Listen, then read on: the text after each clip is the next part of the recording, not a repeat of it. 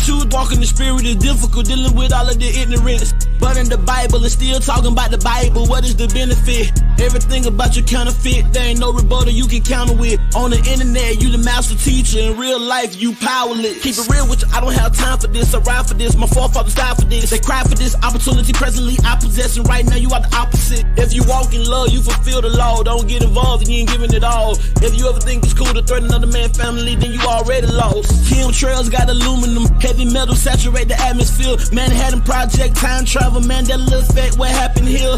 GMO food processing to the whole world become obsolete. A black man who believes in Jesus got my own team taking shots at me. You trespassing on property that you don't fully understand properly. All the back and forth, that's not for me, that's for ROC and the War Machine. If we ride together, then we ride together. If we can't do it, I'd rather leave. I still stand on the word of God till the day I die and no longer breathe. We trapped inside the diaspora, nightmares of the massacre. Cold sweat, I'm below deck in the middle passage, just a passenger. Revolutionary hardcore, liberation, that's a hard job. You ain't ready, you an oddball. Keep your mouth closed like lockjaw. I learned trying to bring people together on the same page, make them separate. All the talk about reconciliation, when the time comes, you hesitate. If Jesus was able to sit at the table with a bunch of sinners, you very fake. Your steps ordered by the Lord, and how it was yesterday, a big mistake. We the city sitting on the hill. Guess it all depends on how you live. Guess it all depends on how you feel, and we both know that ain't God's will. I stood on what I felt was right. I don't never question if God's real. Trapped inside this matrix, I'm about to pop the red and the blue pill. Bless them which persecute you. Bless and curse not. Rejoice with them that do rejoice, and weep with them that weep. Be of the same mind one toward another. Mind not high things, but condescend to men of low estate. Be not wise in your own conceits. Recompense to no man evil for evil. Provide things honest in the sight of all men. If it be possible, as much as lieth in you, live peaceably with all men. Dearly beloved, avenge not yourselves, but rather give place unto wrath. For it is written, vengeance is mine, I will repay, said the Lord. Therefore, if thine enemy hunger, feed him. If he thirst, give him drink. For in so doing thou shalt heap coals of fire on his head. Be not overcome of evil, but overcome evil with good. Romans 12:14-21.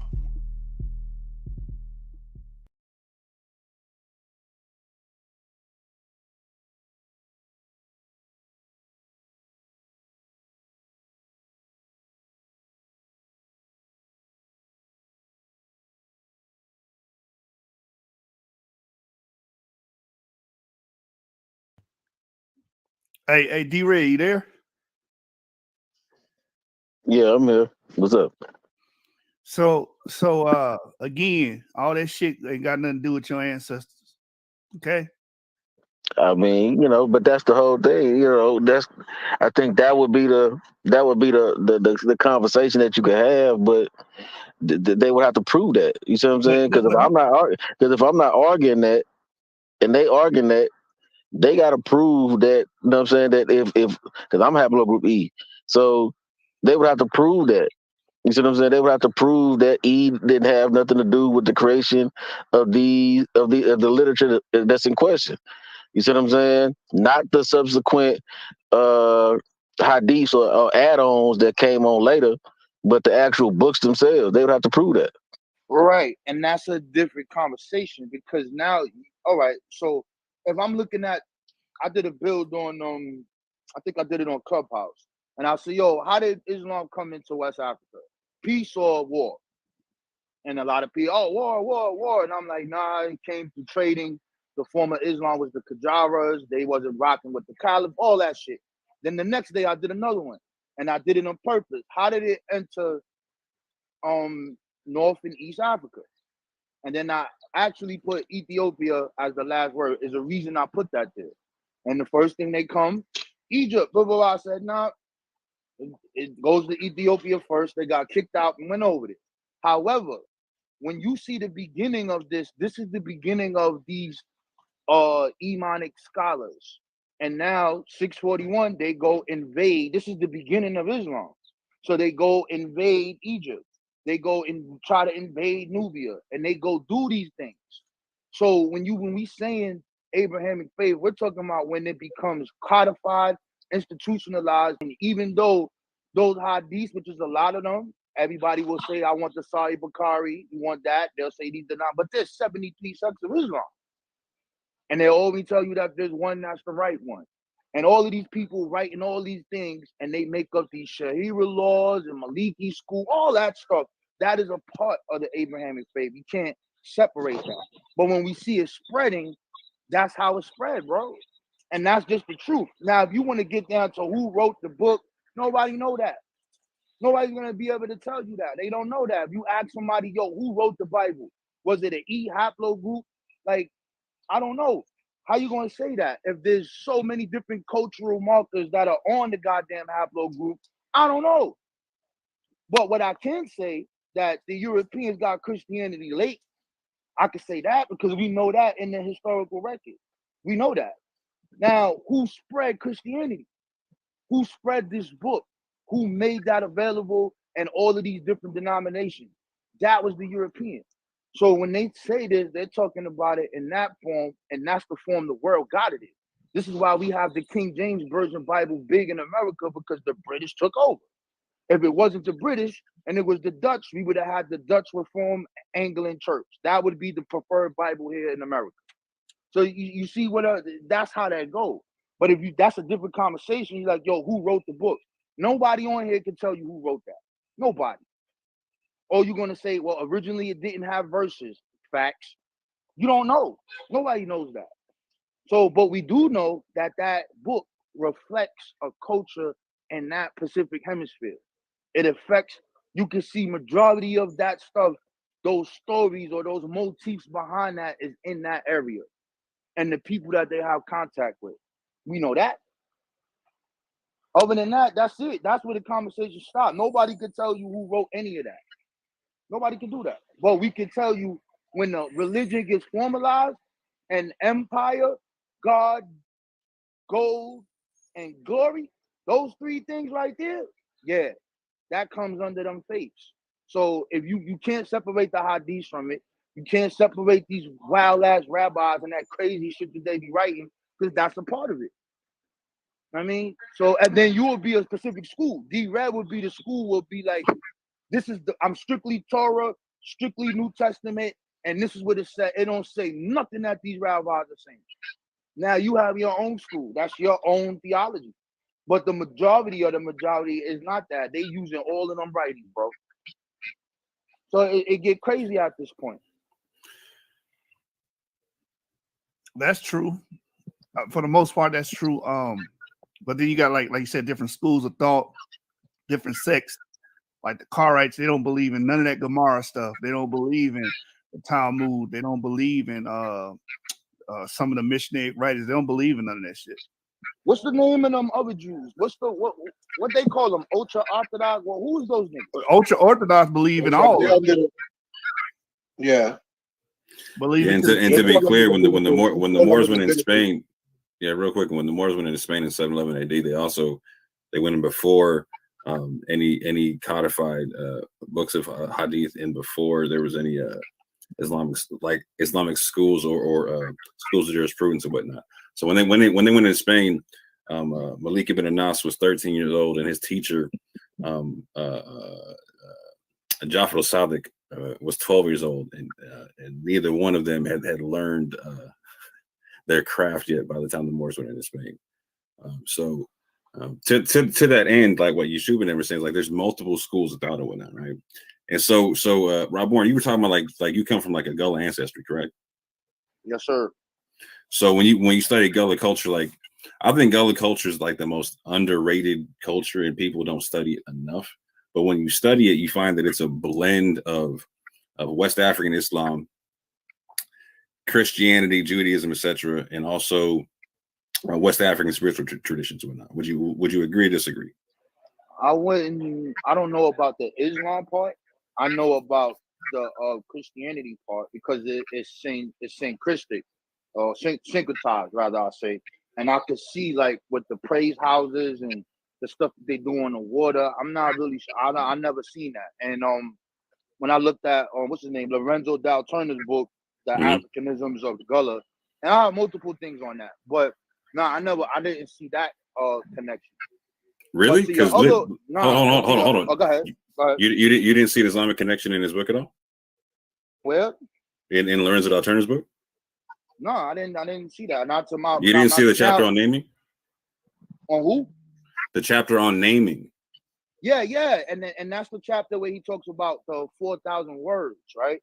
So he gives. I think that's the chapter after. That's the chapter after. Like the chapter prior to that. Yeah, the chapter prior to that. He talks about naming. So he goes like through like how the Yoruba and the Mandingo, different people how they use Islamic names, etc. Yeah, right. He went to that point. Now those nations were some of those people were Islamic, but when you're talking about the Gullah culture, as far as how it is, I don't see those practices. So hold on real quick. Real quick, did you see in that book, like, so you're talking about like the 4,000 words, like, so the concept of the ring shout, right? So he says in that book that word shout comes from the Arabic word saut, meaning to like do something to exhaustion or to something extreme like that, right? And so there's a lot of people who talk about the concept of the ring shout. There's two ways to do the ring shout. You can do it to where your feet leave the ground and your feet can cross, or you do it to where your feet don't leave the ground. And the concept where they talk about your feet don't leave the ground, it's this concept of people talk about like that was the Muslims' way of replicating being able to go to Hajj. Is that something you're familiar with or no? Yeah and no, because the way that they describe the ring shout, and even the Queen of the Gullah and her books on it, is more in line with the traditional parts in Sierra Leone. And then she actually she added the Congo into that. And she used the circle or that Dienga circle and that praise, that same thing. So no one knows. That's what I'm saying. So like you could have that, you could have this, because they are a conglomerate of 15 different tribes, because you have those languages there. You're right. Yeah, Lorenzo Dalterna book, he catalogs 21 different languages. Like so you disagree that the South in his book like is an Arabic word and means I don't know the origin of that word. Okay. But the practice that you're talking about, I know that you can find that. Do you disagree that Queen Quet, the one that you're talking about, that she describes the ring shout in two different ways, that you can do the ring play or the ring shout, that the ring shout itself is when your feet don't leave the ground. The ring play is when your feet leave the ground. She says that. Yeah, she says that. I don't have a problem with that. That's in her book in Igbo Landing. So are you familiar with Bilali Muhammad? Bilali Muhammad, which one? The one who wrote the Quran? That guy? No, he wrote a 14-page manuscript on Sapelo Island. Yeah, the 1700s, right? What was that? That's the 1820 dude or the 7th, because I get him mixed up with which one is that? He's 1800. That's the 1820 guy, right? No, he's after 1820. 1820, so I got them mixed up. You got the what's the guy named? The Fulani guy, Yarrow. There's a bunch of Fulani. I know you're talking about. Yeah, so but two famous Gullah people that you have are like Salih Bilali and Bilali Muhammad, who you have in Georgia and I believe South Carolina, etc. In the island coast of whatnot, right? And so. A large pocket of the people in Gullah history and whatnot, or like in Sapelo, they trace their history through Bilali Muhammad, who's Muslim. Are you familiar with the book Drums and Shadows? No, I never read that. Well, okay, so if you have Gullah ancestry, I highly suggest you go check out that book, because that book was written in the 1930s. It was a collection of Georgia writers who went amongst the Gullah coast and whatnot, the sea coast in Georgia, and collected a bunch of stories in culture and practices, etc., amongst the Gullah people.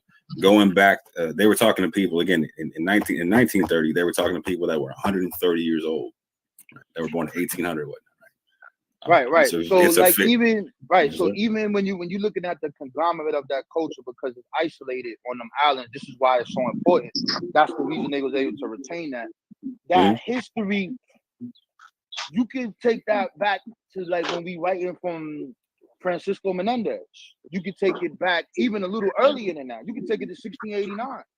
You can take it because that's that first Emancipation Proclamation, right? So now you have those people coming from the British Carolinas going to these regions in Florida. And when they go to those regions, because Spain offered them that, you have the beginnings of that culture. Majority of that culture, then you get to see them with this made up name of Seminoles and all of these other confederations, and then you see these different towns, and they all doing different things. But the majority of it, I don't know about that being Islam. Could there be a part of it? Yeah, I'm not going to deny I didn't that. say majority. No. I just said. Oh, you just say is it? Okay, yeah, then yeah, that's a possibility, but I wouldn't say that. But to back up to what you were saying, Well, I was going to talk about if I was going to talk about the majority of something, I would say that the majority of the Gullah language comes from people, was contributed to people who came from Islamic parts of West Africa. I'd definitely say that, because you can go through like the Lorenzo Turner's book and find that, right? But I would like, but in terms of like the culture, no. I'm saying that there's an equal spread, right? There's 3 different types of culture you can see simultaneously. You feel what I'm saying? Yeah, I think it's a whole bunch of them. But I don't want to leave this point. I want to go back to what you were saying. No. So I was being general with the 3. Like I was saying African spirituality, right? And then I was saying Islam, and then I was saying like a Christianity. All right, so check it out. Hold on. Check it out. Besides the part you said about the shout, what else in Islam is there? In terms of Islamic culture, the religion. Yeah, what else is there in the Gullah? The whole religion. So the whole religion of you got people practicing Ramadan. You got people making sauerkraut cakes and whatnot, right? You got people like praying in Arabic and whatnot on prayer rugs and all kind of stuff. Fam. It's literally like on Sapelo Island, fam. Like it's a well-known thing. Like scholars don't dispute the contribution of Islam to Gullah culture or its existence thereof. I don't know, bro. I never seen that. And the 3 books that the Queen wrote on it that I got, she talks about, because you got to look at the reasons that So you said you read you said you read Lorenzo Turner's book. Can I finish? Yeah, can I finish? You got it. Can I finish? Let me finish what I'm saying. So when you look, you sound low to me, fam. I can't hear you talk sometimes. It's okay. My fault. All right. So when you looking at what she's talking about, and she's talking about these multiple different tribes, they come from West Africa at a certain time point, and some of these people were Islamic, right? Fact. So and a lot of the culture, she points it to, this Bantu area or Western Central Africa area. But it's so many different. If you have all of these different tribes that we looking at linguistics, that we can say, you're gonna find some things there. But when you say that, you just said the majority of it is Islamic. I never said them. I just said if I was gonna say majority of anything, I would say that the majority of language contributed came from people who came from Islamic parts of West Africa. Okay, so all right, so they came from that part, but is it Arabic? No.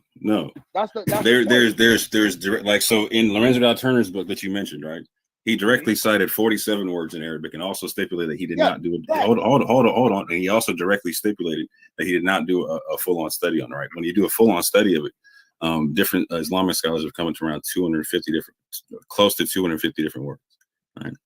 So again, I'm making the claim that the majority of Gullah culture is Islamic. I'm literally saying it's multiculturals existing simultaneously. Do you agree? All right, I'm cool with that. Now that's cool. So now I wanted to go out because you kept going on it. I wanted to go back what you was talking about you was talking about the Islamic law, right? And the Moors when they went over there. So there's a book called The Trans-Saharan Book Trade. Have you ever seen that? I don't know, what was that? And goes, you got some noise popping off in your mic, man. Oh, my fault, bro. I'm getting ready. I'm gonna leave too. I'm sorry, guys. Peace. The Trans-Saharan Book Trade. Yes, sir. What about it? You read that? You got that book?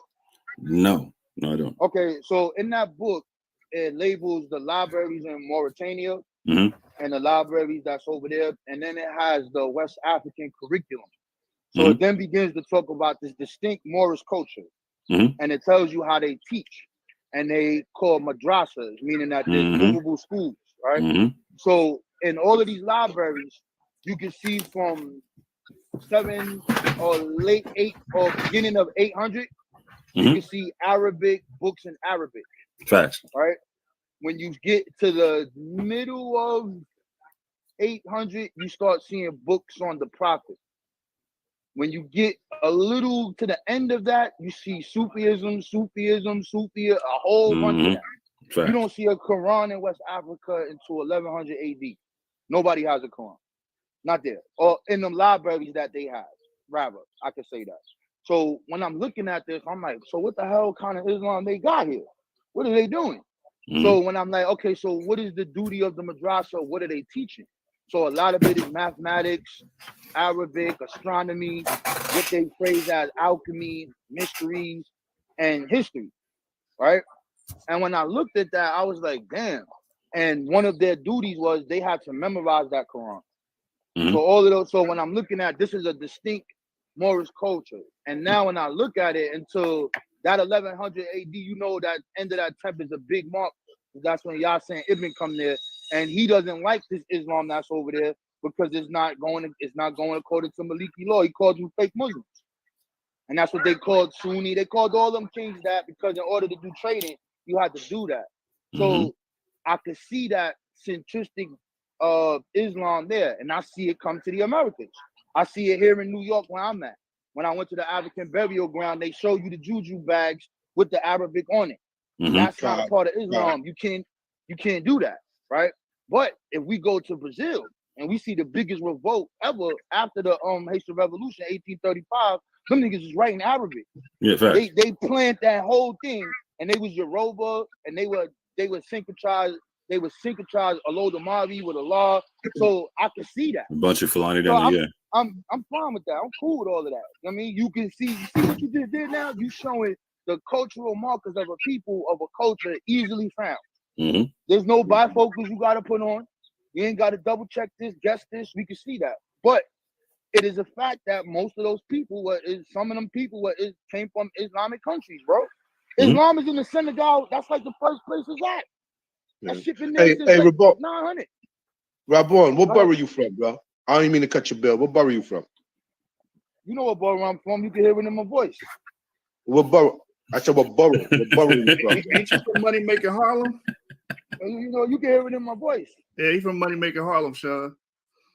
Yeah, but I'm a little different because of my upbringing and my background. You more sound like a Bronx cat to me. You sound like a Bronx cat to me. I'm from Brooklyn. I'm from East New York, Brooklyn.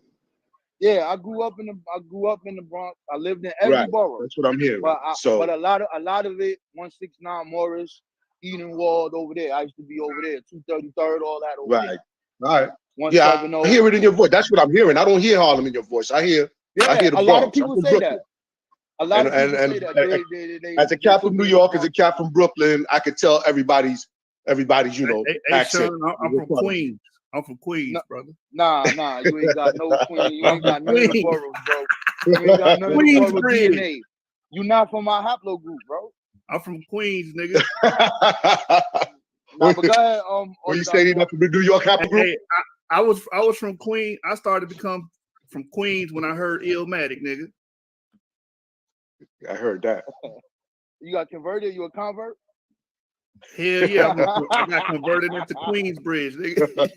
Illmatics. It was written. Go ahead, Orthodox Moor, what you were saying? Yeah, what I was saying is like I was actually kind of agreeing with you on the concept like of the monotony in a lot of conversations and whatnot. And what I like so for you brought up like the Queen and whatnot, right? Like so if you watch the Queen address one of her brothers like Amir Jamal Toure, who's also like a Gullah activist, he's a Muslim, right?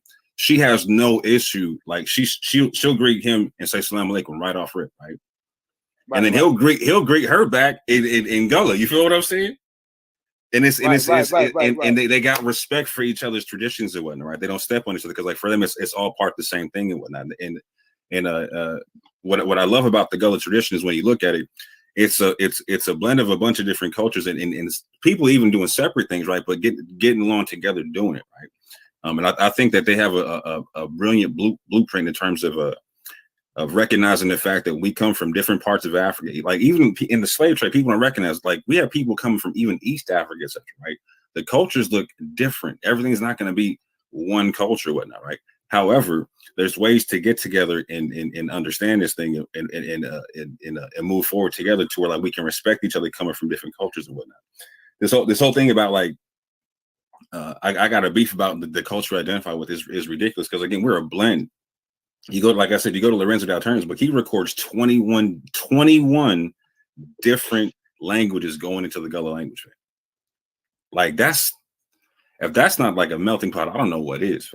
You know what I'm saying? Yeah, it is, and it goes into time frame and what happened. So that's isolated. Let me see. Yeah. Cool. Mm-hmm. And then you have like North Carolina, and you have New Orleans. So if you got the French, right, and then this is a big topic because it's going to what kind of what type of African did they want, and what were these tribes known for?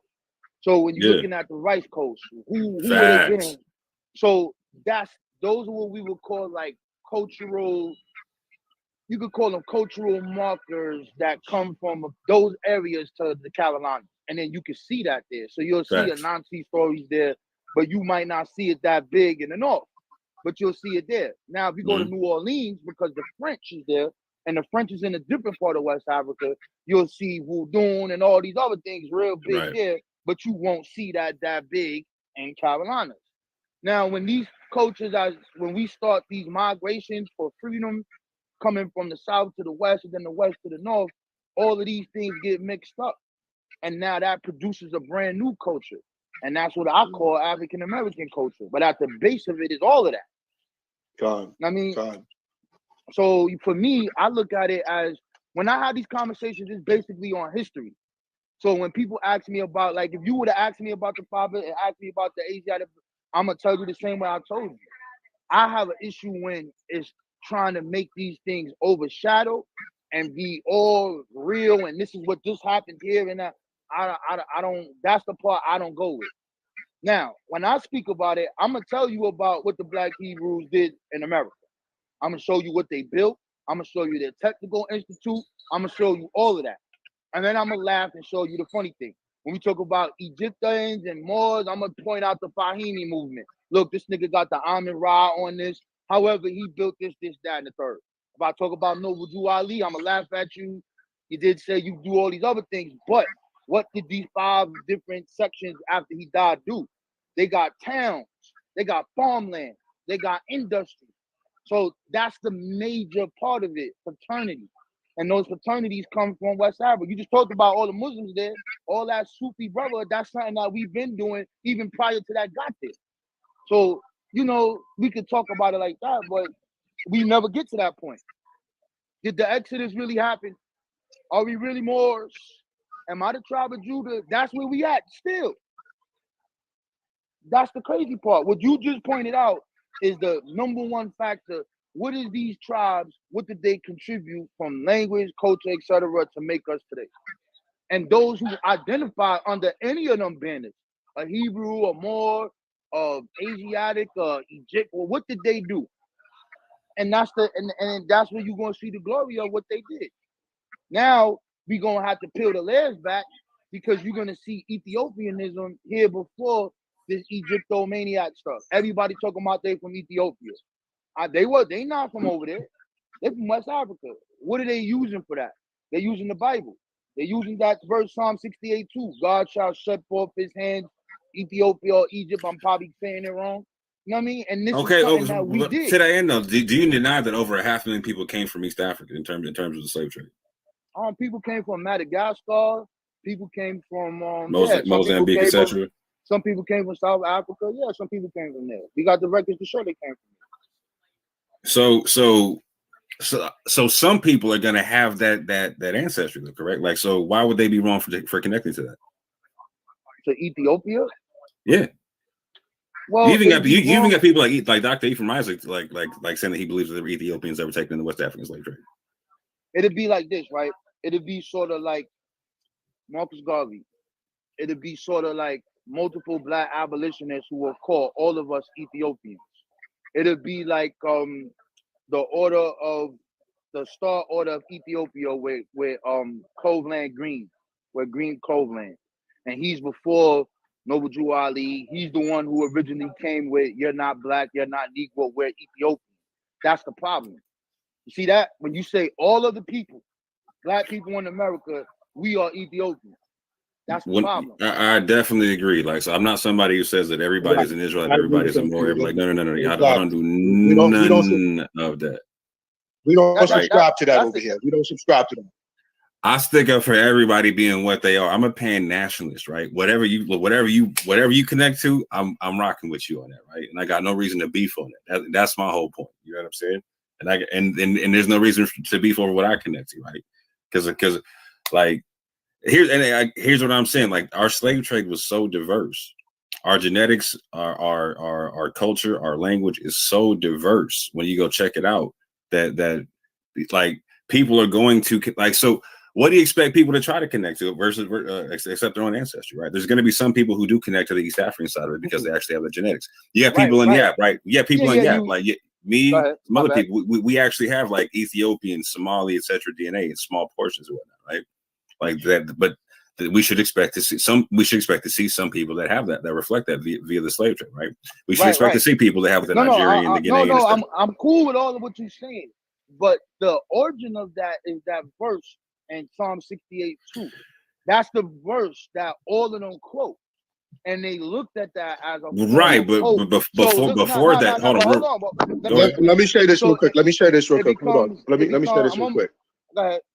Go ahead, bro. Go ahead, bro. It becomes, it was allegory. And then it became internalized. So that's originally what it was. The same thing as the Exodus. We wrote Jeremiah. Why did they look at the chapter of Jeremiah? What are they talking about? So it became allegory. It was allegory for our Pacific plight of how they saw themselves and the faith that they now practice. Right now, when you go to say, when you have these are the leaders of the black people, and they're telling you that we the Ethiopian. No, I mean that's a problem because we're not. You can't say all of us because when they're speaking, they're not speaking to the direct group or Pacific group. No, they're labeling all of us this, and the origin of it is them looking at their new faith in their book. That's the point. All right. So let me say this real quick. You got it. Yeah, let me say this real quick. So here I don't know, Rabon, if you listen to us regularly. I know you in your shoe got history, but so you should know that we don't subscribe to we all Israel, we all all African Americans. We don't do it as a model. We don't subscribe to that because it's not true.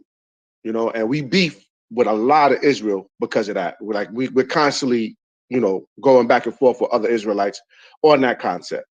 So, we don't think like a monolith over here. I think you probably already know that. Nah, that's cool, but I was only talking to the point the brother was talking about. So even with that, you see how what's his name? Orthodox Moor? See how he was like, well, these people come from these parts of West Africa and they have this cultural marker. We have this language here, we can see Allah here, we can see Pacific practices here, right? That's a cultural marker. Ain't no guessing. It ain't that. So when I do have these conversations, I'm like, okay, so where's the Israelite culture that comes off the boat? That's not me saying that there were no black people that were there, but where is it? And then when we get down to that conversation, that's where we get to. For me, I'ma always keep saying it started here in America. I know why they started it. I know what they did, and I'm fine with it. I don't care. That's their belief, and those people did what they did. I'm cool with it. I have no problem with it. But as time started going on, you can see where you just talked about started unfolding. You start seeing, well, you are this Pacific tribe, and you're this, and you're that, and you're this, and the white man is the devil, when the originators of this never said any of that, besides one person, and that would be Cherry. He's the one with that Palestinian thing. All the rest of them did. So, it's weird. They were all Pan-Africanists. They were all Freemasonists, and they didn't have no problem with, they wasn't calling Africans booty scratchers and all that. They didn't do none of that. So, that's what I'm talking about. So now when I go to culture, what we going to keep saying? We're going to keep looking for a DNA marker because there is a connection of sub-Saharan Africans in the Levant. And because we have that DNA marker, we're going to say we that. But when we looking at the direct cultures that come from West Africa, we can see Islam, we can see Ubuntu, we can see Miami, we can see Ensabidi, we can see secret societies, Ekpe, all that. But it's a problem when it comes to the Israelite culture. That's my only discussion. So how does that happen? If y'all want to talk about that, you could build on that. Other than that, I don't know what to say about it. That brother Orthodox Moor, he just put it down. Look at the Gullah culture. Look at this right here. Boom, done. That's only one though, and we could do that all through North America, South America, all over. Yeah, so this is my point about the Ethiopian concept. Like, so I hear what you're saying about the Ethiopianism concept, right? But here's what I'm saying to where, like, there's something that exists before even that, right? So if you go amongst the Gullah culture again, right? And so I'm going to make the claim that the majority of Israelite culture you're going to see is going to be either in this like a messianic form, or it's going to be amongst Islamic people, right? One of the two, right? And so particularly with the Gullah, you're going to see this in their particular form of Christianity, right?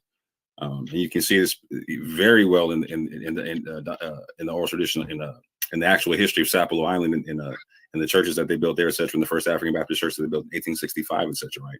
So in their tradition, again, it looks almost identical to Ethiopian Christianity. Like, so in Georgia, you also have in pews in Georgia, you have Dr. Ephraim Isaac identifying Ethiopic letters, etc. on pews, etc. Right. There's also a heavy concept of Ethiopic structure to the church, Ethiopic crosses on windows, etc., whatnot, and a very early aspect of the church being built in the 1850s or whatnot, right? And so in Sapelo, you also have this concept of the Christianity that's recorded there, to where when you go into the church, the men and the women separate, right? Like they do in East Africa and whatnot, right? They pray 3 times a day facing the east. Right. What church are you talking about? You're not talking about the first African Baptist church. You're not talking about that church. That's the church you're talking about? I'm actually talking about 2 of them that are First African Baptist Church. One in Sapelo Island and one in Savannah. Right. So even with that, I mean, if you want to go to the pew things, and they don't know what that is. Them writings on there. So I don't know about that. So but the key word. There's definitely been scholars. Okay. The key words to this is the founder of the church is what? He is a Baptist. And when you look at him being a Baptist, you look to see who taught it said individual and the complete doctrine of the church. Now you do have that little circle thing on the ground. Some people say it's a cosmogram.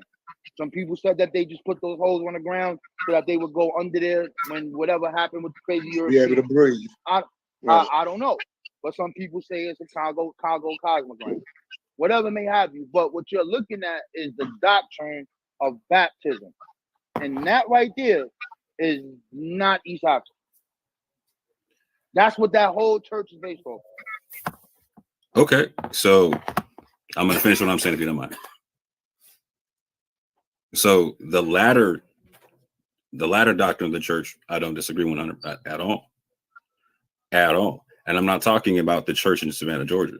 I was talking about the church in Sapelo Island. Yeah, you said you were talking about both of them, but go ahead. Right. When I was talking about the doctrine. Okay, if you want to get technical. So the name of the first name of the Baptist church in Savannah, Georgia was the Ethiopian Baptist Church, right? I'm on my phone now. Do you mind if I finish a sentence, bro? No, brother, I want you to finish. What I want you to do. If you want me to finish, you got a hard time letting me finish. I think his phone going dead. Hold on, boy. Your phone going dead, Rabon? Yeah. Now I want you to do this while you're here. I want you to can you put that on the screen for the people? You on your computer or your phone, brother? What you want me to put on the screen? Sapelo Baptist Church. Put that African church up there, and let's look at so we can see it. That's all. Wait, how you spell it? Shit got a weird ass spelling. I never can spell that shit right, bro. You know what I'm gonna do? I'm gonna put up the people talking about it. Okay, you got it more? Hold up. Yeah, so I guess Moore is gonna bring that information out. You ready? Yeah.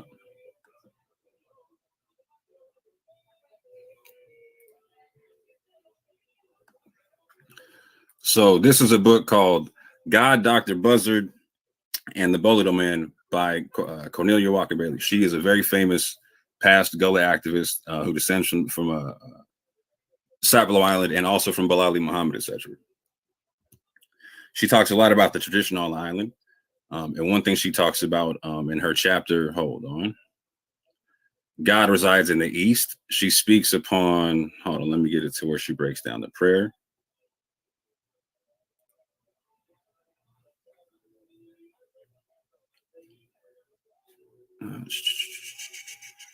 So first, she talks about the establishment of the First African Baptist Church on Sapelo. So there's one on Sapelo. There's one in Savannah, Georgia. In Savannah, Georgia, they do have different practices. I'm talking specifically about the practices in the one in Sapelo, to where they pray facing the east 3 times a day. Right. What that? Read that first one up there. That first paragraph. What that say? Because I can't see it. We had Muslim and Christian beliefs blended in our religious rituals. Praying to the east was the most important one. 100%. Okay. All right. Keep going. And so when you get into this, when you get into the book like Drum and Shadows, the one you said you haven't read, you'll see to where they do both. To where like you have Muslims praying one way and the Christians praying a different way. So the Muslims pray using Arabic on prayer rugs, and the Christians don't use Arabic and they don't use prayer rugs. So it says, when freedom came, Bilal's children and grandchildren from the First African Baptist Church. Some of them would have been Muslims still, and some likely were Christians by then. And they wanted to go to church together, so they patched things up and they used Muslim traditions in a Christian church. Right? That's what she says, right? We'd walk into the church together and we'd separate. And that was another Muslim tradition. Then men didn't sit with the women. Papa would join the men on the left side of the church, and Mama would join the women on the right. There was a third row of benches too, a short row in the middle that was mostly for young adults and children. Hold on. And I'm going to.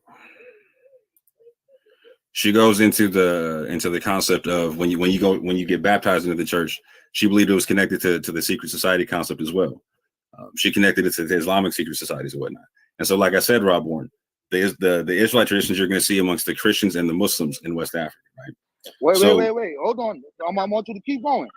I'm trying to figure this out here. So we got them praying to the east. We got the Muslim thing mixed with Christianity.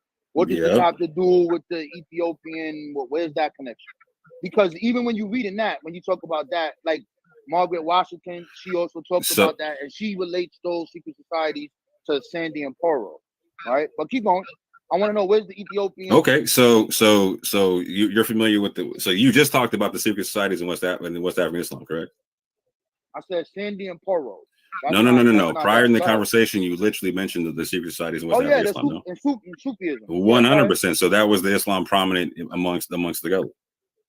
Right. Particularly on Sapelo Island, particularly with Bilal Muhammad and whatnot, right? So you find the people. So you find them amongst the Qadiri sect, etc., and the Tudiari sect, etc. Do you dispute that or no?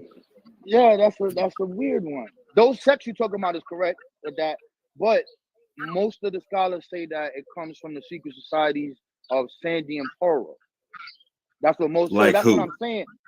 What comes from? Hold on. What comes from them? What are you saying? When you're looking at the Gullah system of how it's set up, Margaret Washington, one of them. So there's multiple systems, correct? There's multiple. I feel you, but we're looking at the areas that they're talking about. So when they looked at Sierra Leone, they looked at the basket making that they make here is the same as in Sierra Leone, right? And they was like, oh, the way that they have these men and the women separate. This is symbolic to the Sandy and the Poro. That's real. They like the Queen of the Gullah says that. They say that. I'm not saying that that's just something to add to the conversation. Okay. So did you hear Ngozi and me talking about the Christians in Mali earlier or no? No, I wasn't here for that. But I want to get back to the Ethiopian thing. That's exactly what I'm talking about right now. So the Christians in Mali that we were talking about and whatnot, that recorded about the Islamic people in West Africa. What was the source of their Christianity? Was it Roman Catholic, or was it Ethiopic, or where did it come from? Wait, what Christians? What time frame you talking about? What are you talking about? I don't know what you're talking about. I don't know what you're talking about. So you got to tell me what you're talking about, bro. I'm talking about the Christians in pre-colonial West Africa that are recorded in Mali. I don't know about no Christian sect. Okay. And I don't know about none. Okay. I don't know what you're talking about. Okay, cool. So I'm gonna keep talking then. No, okay, cool. I'm gonna keep talking then. I mean, hold on. I'm gonna keep talking then. No, you can keep talking, but now you're saying that there's pre-colonial Christianity in Mali. There was a center of Christians there. Who? Break that down, bro. Pull that up. But I really want you to get to the Ethiopian part of they doing the. So that's what that's what I'm talking about. I'm talking about the people you don't know about. Yeah. So I'm gonna keep talking, right? No, fam. So I want you to show me these. So you want me to keep talking, but show you and keep talking, right? So, but you keep talking, but you ain't finish what I'm saying, bro. Brother, you can't finish. I'm telling you that I never heard something before. So if and you gonna keep if you keep, I promise you, if you let me talk, you're gonna keep hearing, bro. I'm Check not this gonna out. cut you off.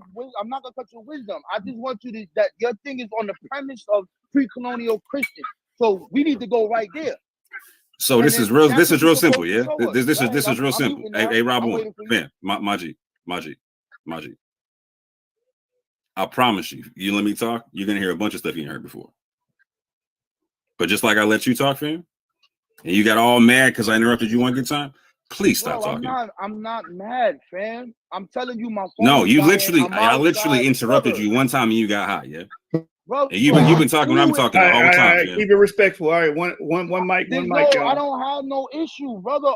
If the premise of your thing is that there was this form of Christianity, why you keep telling me my premise, fam? Brother, can you just show me the information of these Christians? How can I show you anything? You won't let me fucking talk, fam. Brother, my mic is muted, brother. Calm down. How about we just debate the thing? How about we just get on the clock, fam? How about we just do that, fam? Hold on, I gotta get. No, you're not gonna get muted. Just let. How about we just get on the clock? Hold on. You're not gonna get muted, Rob Boy. Just hold on.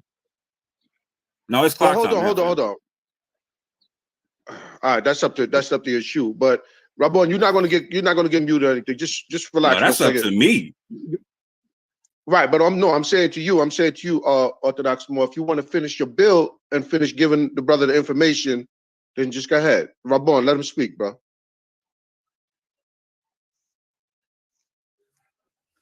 Hey, Moore, the floor is yours.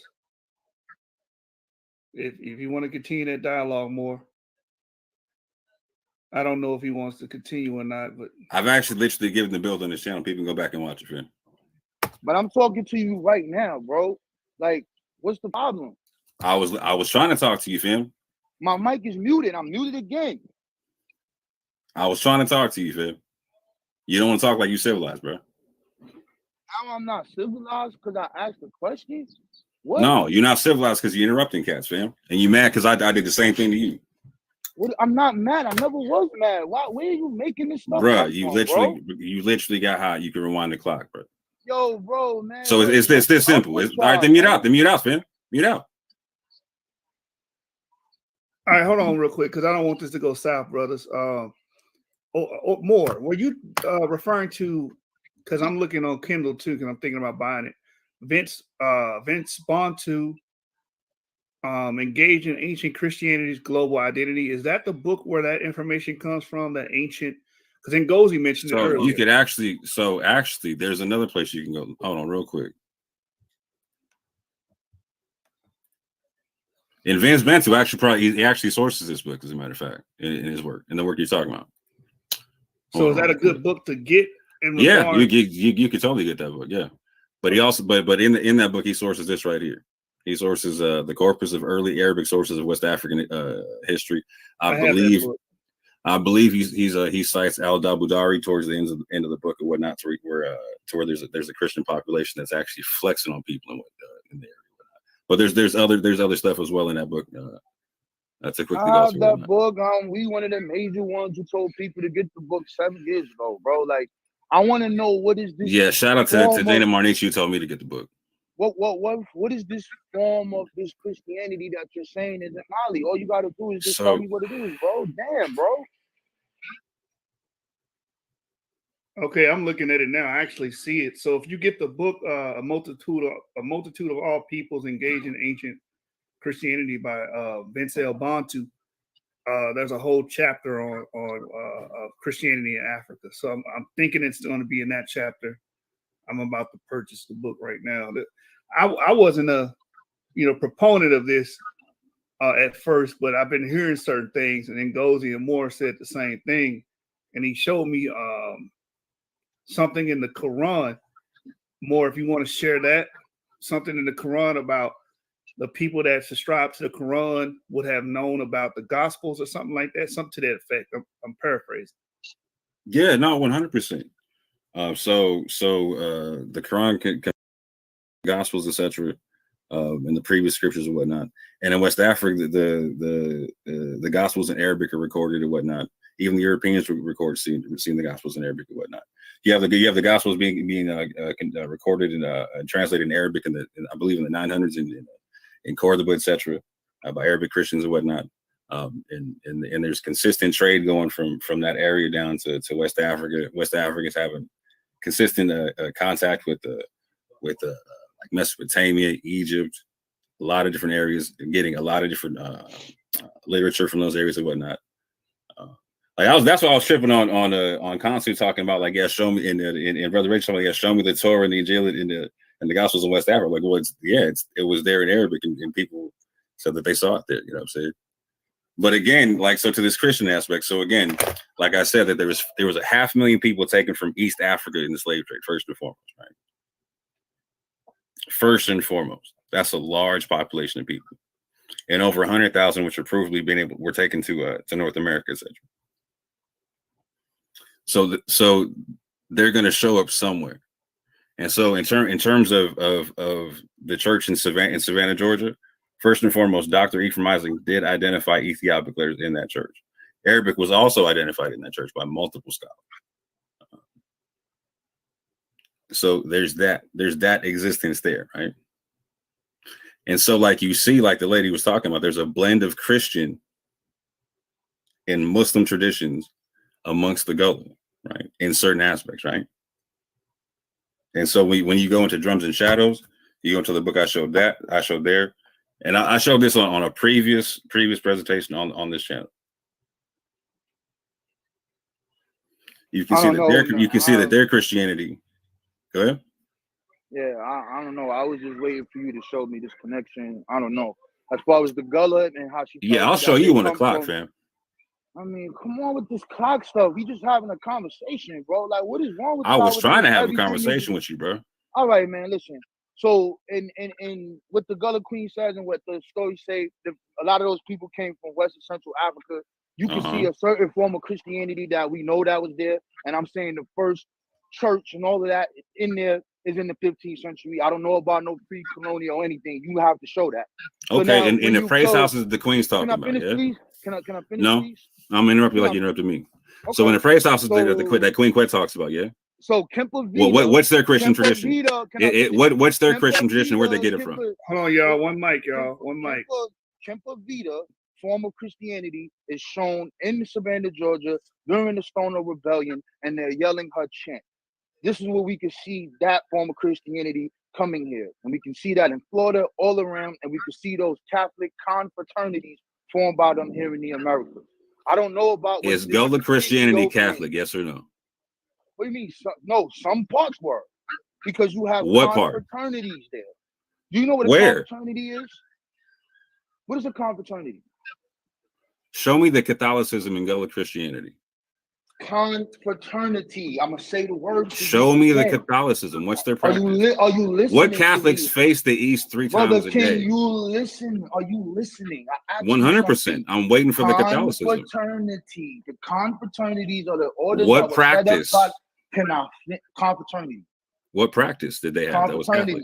Confraternity. What was the practice? Confraternity. Of doing what? What was their fraternity based on? Confraternity. That was Catholic. Confraternities are orders. Those are secret societies set up for the same purpose. What are you talking about, man? And you want to get on the clock? We just having a conversation, bro. I'd love to get on the clock with you, Phil. See, this is the thing I be telling you. If we on the clock right now, bro. All you got to do is show me what. So I was going through stuff, right? I was going through stuff. And like I said, you were being mad and civilized, fam. I don't like coming on your shoes channel and start tripping with people, fam. What? I tried to calm it down with Ngozi earlier, right? I calmed it down with you earlier when I interrupted you. Bro, we just having a conversation, bro. Why are you why you don't let people talk when we're just having a conversation, right? I'm literally I got the stuff on the screen. Hey, read this. Hey, read that. Hey, show me this. Hey, fam. I thought I was showing you something, yeah. Bro, listen, bro. All You want to get in the do is driver's show seat me- when I'm showing my information, bro. Bro, you saying the Bro, same thing I'm saying. bro. Were you doing that or no, fam? Yo, man, whatever, yo. I'm out of here. Whatever, were you doing it or no, fam? This is All right, crazy. man. Do Let's what? just calm it. Let's What do everybody you- just calm it what do you down, wanna man. do? Shit. Like, what do you? What I do want to you get wanna on the do? clock is what I want to do, I fam. know all of you dudes want to debate me. For what? About fucking religion? That's all you want to talk Okay, about. okay. We're not No, doing because you it. know what, fam? Okay, No. This is Hey, I'll brother, answer the question real quick. It's just real One simple. mic. No. You shoot. Give me 30 seconds. Because I got on with you and I was real respectful talking about Gullah culture and about this concept of monotony, about like why can't we just agree on people following where they come from in different concepts or whatnot, right? And so you started talking about Ethiopianism and whatnot. And you know what? I agree with you on the concept of whenever you say everybody's one thing, it's off, right? But you can't say that there's not a certain basis for certain people talking about Ethiopic concepts. And I pointed to the Gullah tradition one more time, just like I did for the Islam that you caved to and said, yeah, that's there. At first you said it wasn't there, and now you said it was there. And I was doing the same thing with the Ethiopics of making you look stupid. And you got hot about it, and you had to interrupt me. Because you know what? It's there, fam, whether you interrupt me or not. And I've already shown the information uninterrupted on this channel before. So it's real simple, fam. You know what? You got on saying, you know what? We don't know what it is in church. You know what? They do know what it is in the church, fam. There's documentaries that your boy Garfield showed about what's on the pews in the church, fam. And scholars have already said what's on the church, what's on the pews. You have Ethiopic letters. You have Arabic. Fam. You have even potential, air quotes, potential Hebrew. That's in Savannah, Georgia. You have Mandingo slaves writing Arabic, the Gospel of John in the Arabic script using the Gullah dialect of English, fam. That's being recorded in 1844. That's when they're getting their hands on the manuscript, fam. The Gullah Christianity is a whole separate concept, fam. Like you were talking about, but you don't know the tradition because you ain't read the stuff. You saw a couple of videos that you actually had to back off. And you know you're right, because Queen Quet does say what I was just saying about the ring shout, fam. And you know what? That ring shout also applies to the Christian tradition of the Gullah people. When you go read the book Drums and Shadows, and you actually get the words of the Gullah people themselves, they did practice things that were straight out of Messianic Christianity and also Old Testament Judaism. They practiced first harvest festivals, to where they brought their harvest to the churches, divided it equally amongst the people. They danced in the ring shout and they prayed at sunrise, facing the east and whatnot. And you actually had Christians that were Europeanized or whatnot, inland or whatnot, that recognized what they were doing as a pagan African tradition. I can go to West Africa right now amongst the Igbo and Yoruba and see very similar harvest festivals.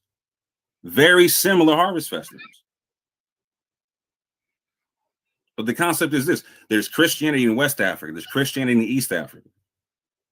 You see Muslims in West Africa, Muslims in East Africa. You see Muslims oppressing Israelites in West Africa. This is historic. And if you see the oppression going on the slave ship, what you would expect to see is people freely practicing the tradition when they get off the slave ship. So Rob Warren, whenever you want to, fam, I will see you on the clock and bring all the info you want, all the books you want, from the people themselves, etc. From the Gullah books themselves, fam.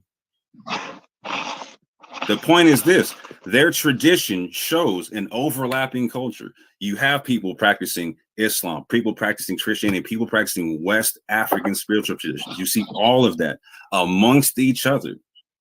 So this whole concept, there's no need to flex for dominance, fam. And there's no need to deny people's actual history. Is everybody Ethiopic? No. Are some people here 100%? And you actually even see that in the DNA. You can see people in Yap who have Somali DNA, who have Ethiopic DNA, because that they're in like 3%, right?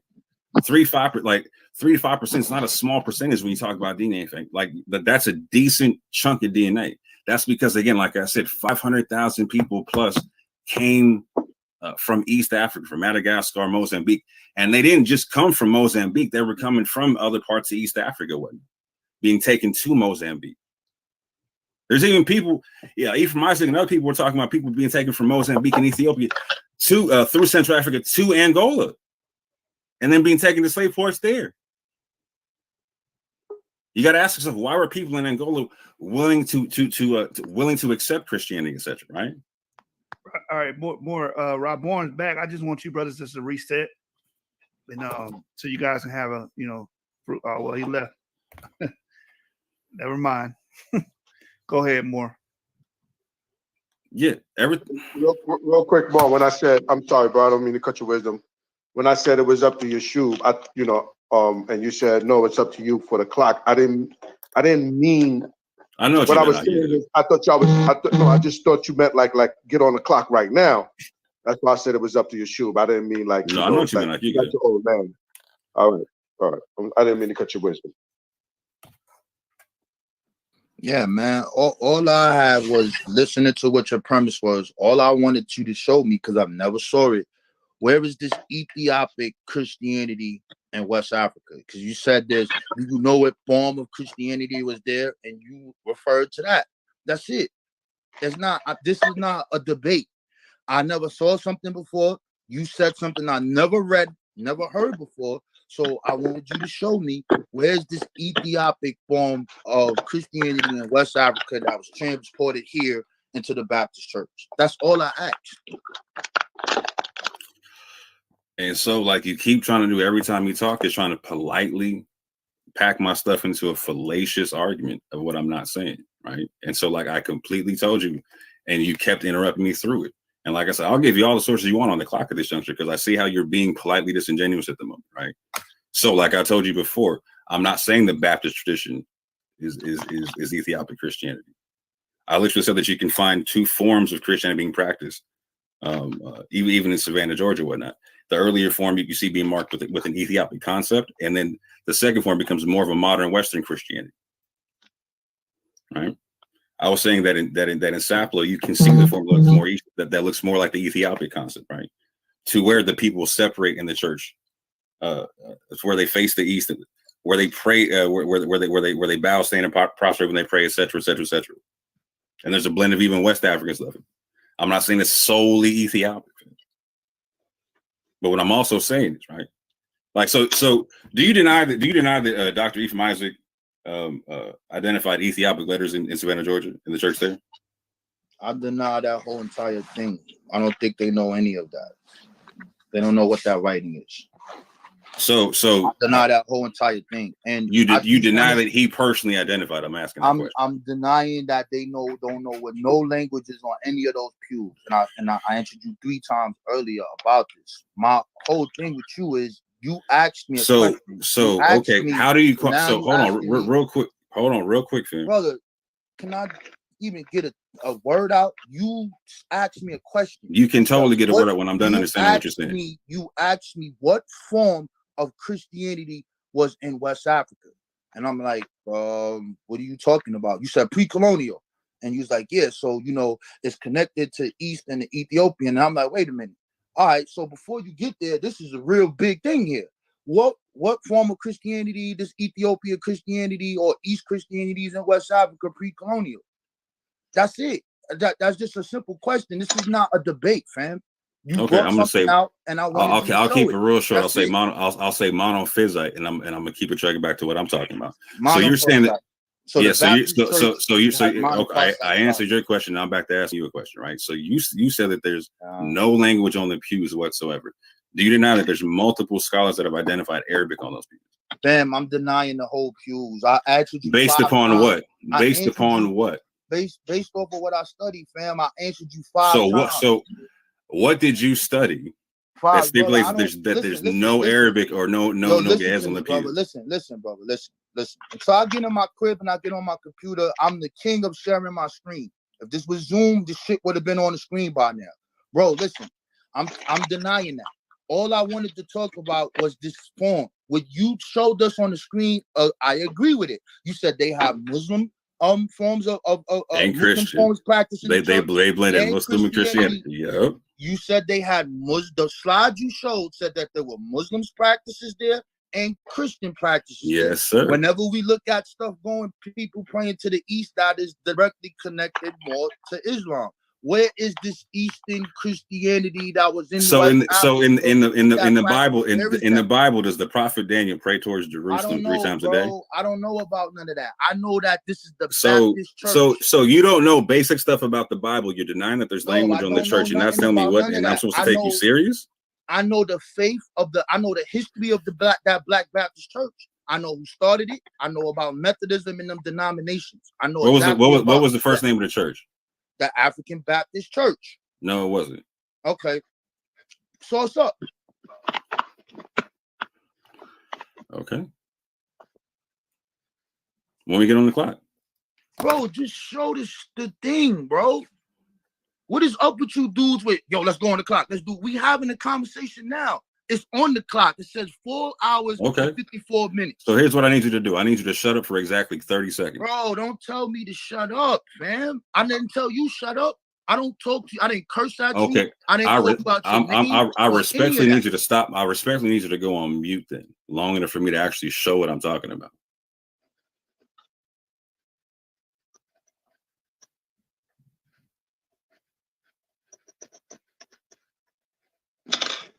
All right, no dead air, no dead air. Hey, everybody hit that like button, subscribe to the channel.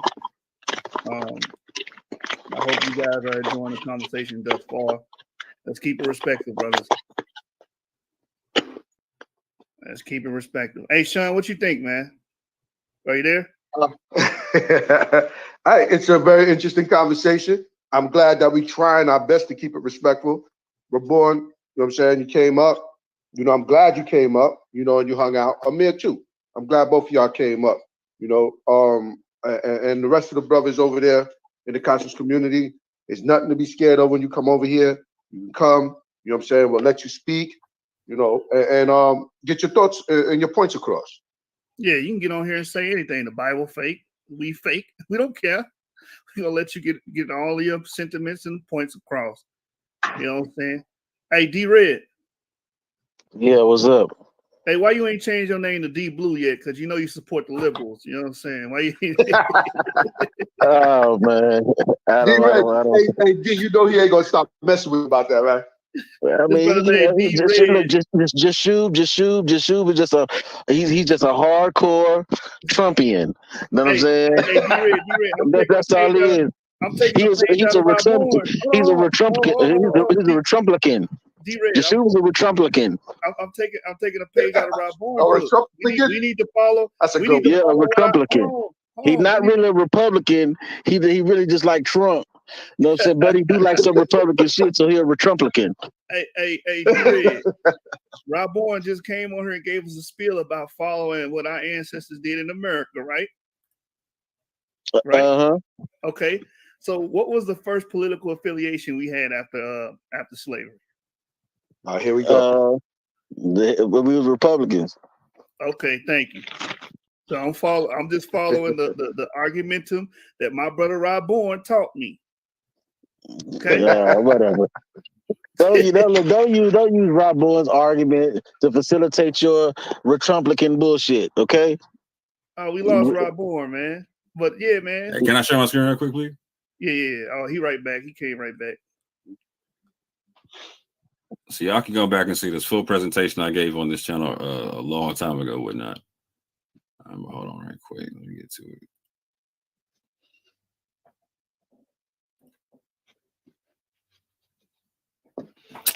But this information can also be verified in the documentary that Garfield does cite on the whole concept.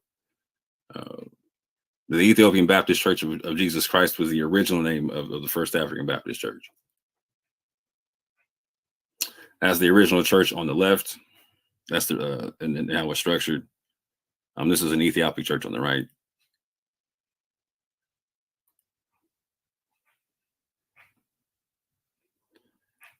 This is a George Lyle, born circa 1750, etc.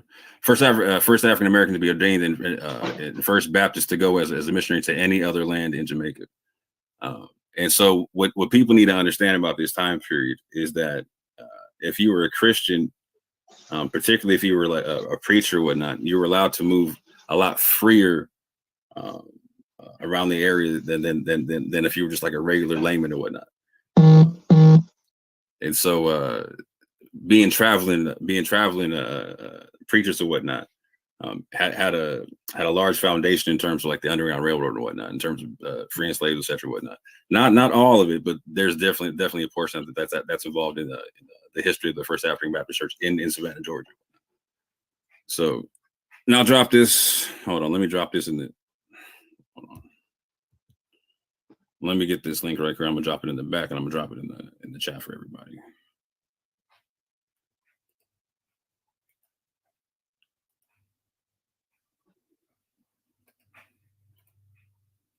So I just dropped it in the private chat. Hey, that's crazy. He comes from Jamaica. Like a lot of these people come from the Caribbean with these ideologies. Right. Well, he went to Jamaica with it, right? Like so. Yeah, they went a lot of places. They went to Sierra Leone, all that. But where's the source that is called this church? That's what we wait for. Hold up, bro. That's what I'm waiting for. So this is what I'm saying, bro. When you wanted to talk, I let you talk. I didn't interrupt you, fam. And then when the moment I started sharing my screen, you want to start talking about some stuff. That's what I'm saying, fam. You want to be civilized? You want to go on the clock, fam? What do you want to do? Because when I'm talking, I'm gonna go my pace. When you're talking, you're gonna go at your pace, yeah. Yeah, Rabon, give the brother a minute to do his thing. All right, just stay muted and let him finish. So I literally just dropped the source. The source is this guy right here, and I'm gonna read this through if you don't mind. You know, we'll just skip to it.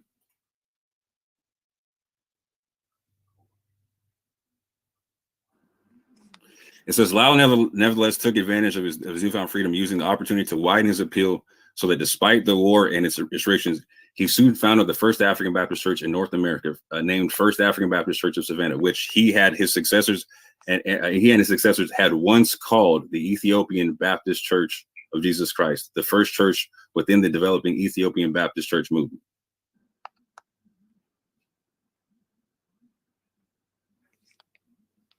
So, yeah. Right. Since I'm not at my computer, you still going? That's the source. So right? I'm gonna. You go. Okay. You guys shoot. Can you do the Encyclopedia Britannica and put first African Baptist Church? Yeah, I got you.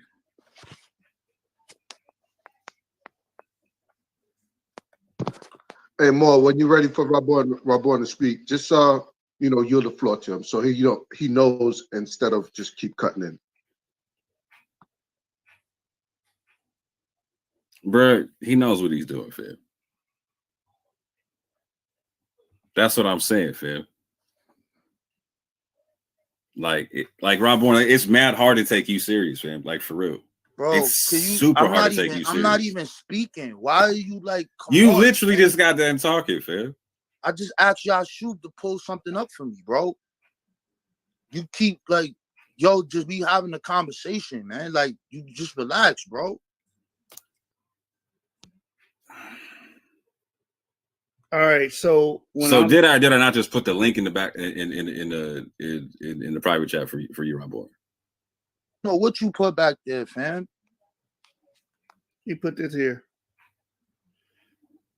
All right, so Rob Bourne, you wanted me to look up the First African Baptist Church. Is that what you wanted me to look up? Yeah, just pull it up.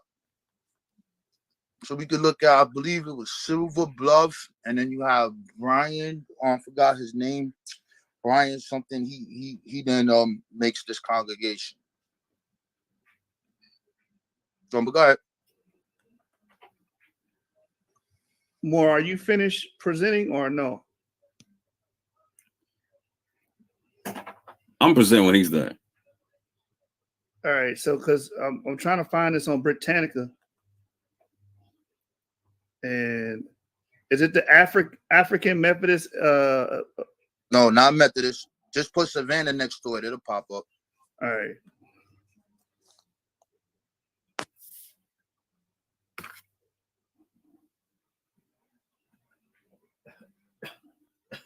First African Baptist Church, Savannah, Georgia. That's the wiki.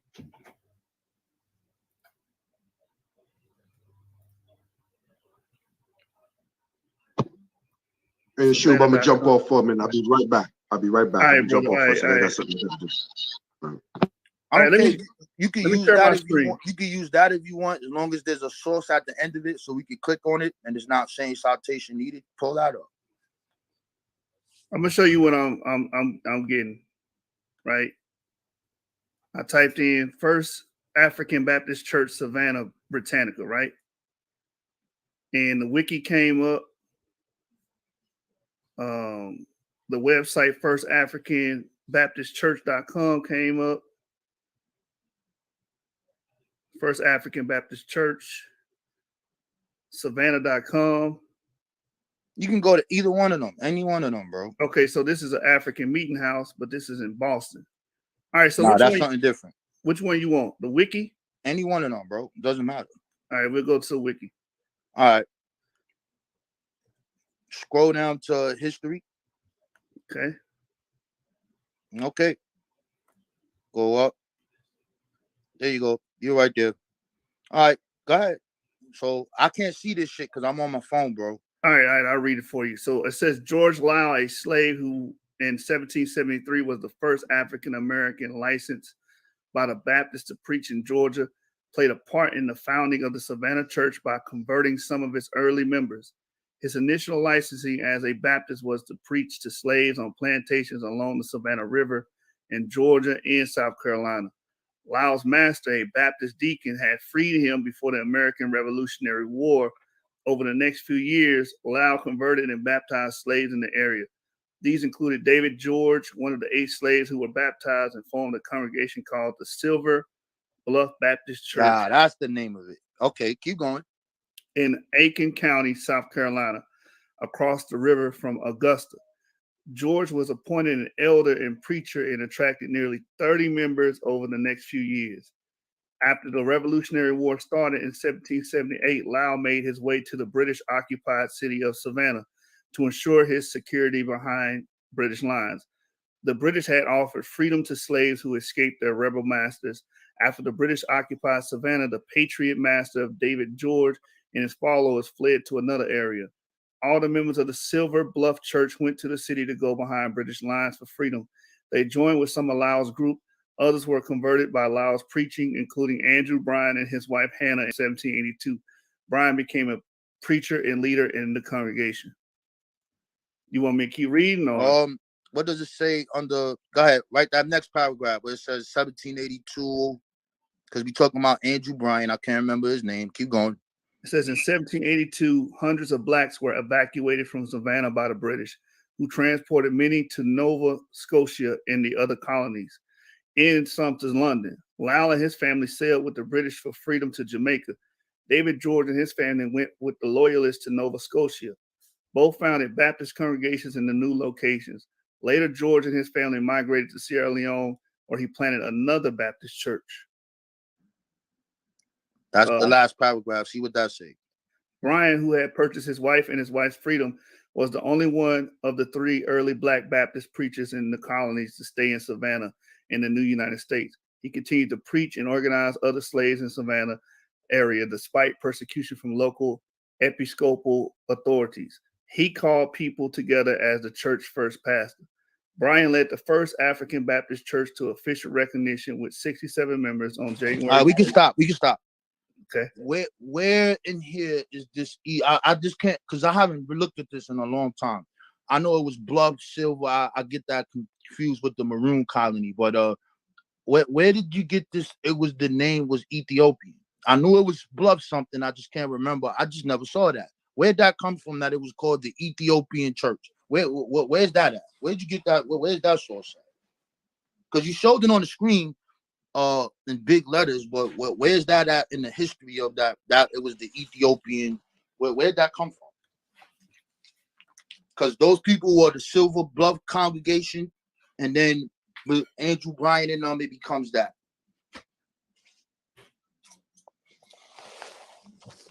That's all. I never seen that. Hey, Moore, you want to show that to him? Are you there, Moore?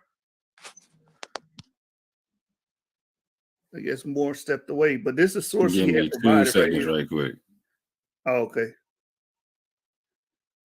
Hey, but Rob Moore, he put the source in the Yeah, once I do that, it'll log me out. But okay. I got you. I'm gonna do it. Let me see if I can put it on the screen. Hold on. Yeah, put it on the screen. bu.edu. I might actually put the wrong one back there. Hold on right quick. Hey, Moore, if you could put this in the private chat so I can click it as a hyperlink. Yeah, it's not even a hyperlink, right? Let me see. How come I see we still live? We are live. Fact.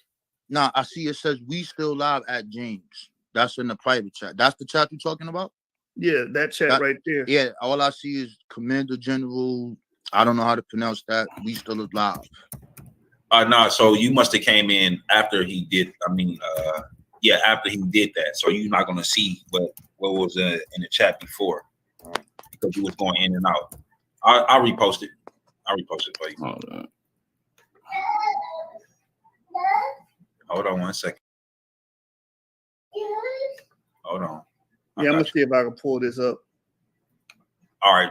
Can you see it now, Rob Bourne? Let me check it again. All right, I'll see it. I'm gonna click on it. I'm gonna click on it. It's gonna cut me out. I'll come back in. All right. I think Moore bringing it up right now. Yeah.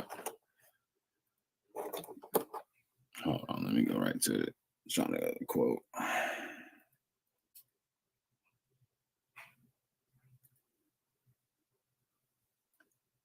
Hey, Avery, what's going on? Shalom, shalom. Just chilling. You missed it when Ngozi was on a little earlier. Yeah, I had saw that. I was in the middle of something, so I can only just watch it. But yeah, I wish I was there because I wanted Ngozi to send me the Natufian reconstructions. I want to see what they look like. I'm back, fam. I guess I'll have to call him or something. Yeah. That's the source right there. Yeah, that's on point. But yeah, on top of that, real quick, I'm gonna keep sharing my screen on something else. I'm gonna stop on that one and start on another one right quick, and finish what I was doing on just that aspect of the. I came back in. What did I just miss? I just screened that thing. Y'all should put that source that he put on the screen so the people could see it, brother. It was just there. Hold on. Now I want y'all shoot to put it on it. Put that what you just put back here. Put it back on it. Hey, y'all hold it down. I'm gonna log off and log back in. Hold on. Right.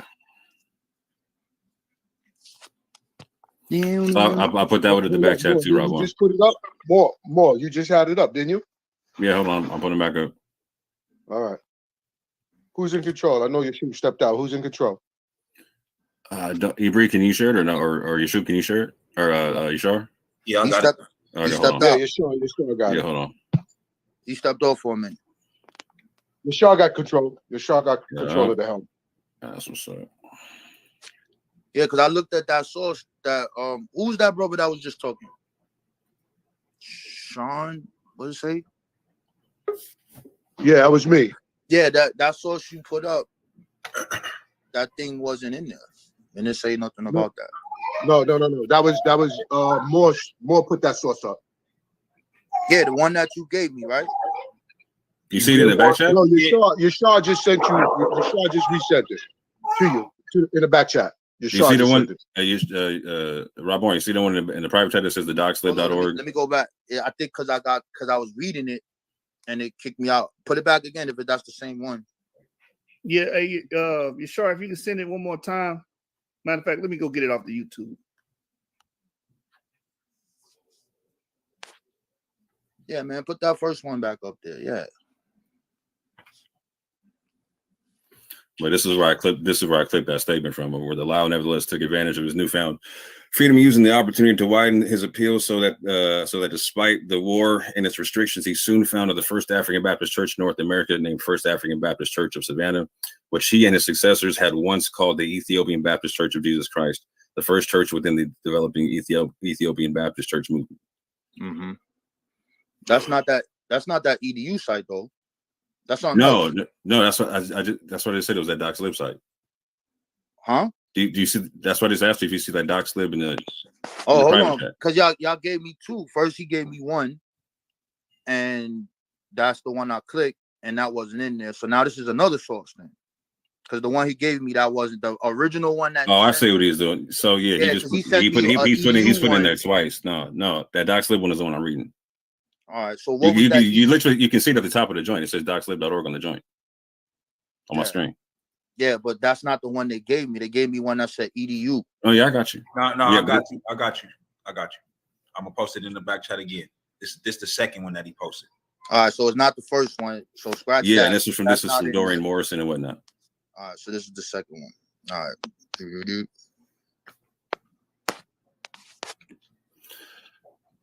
So while you looking that up, there you go. So while you're looking that up, I'm gonna show the people this right quick.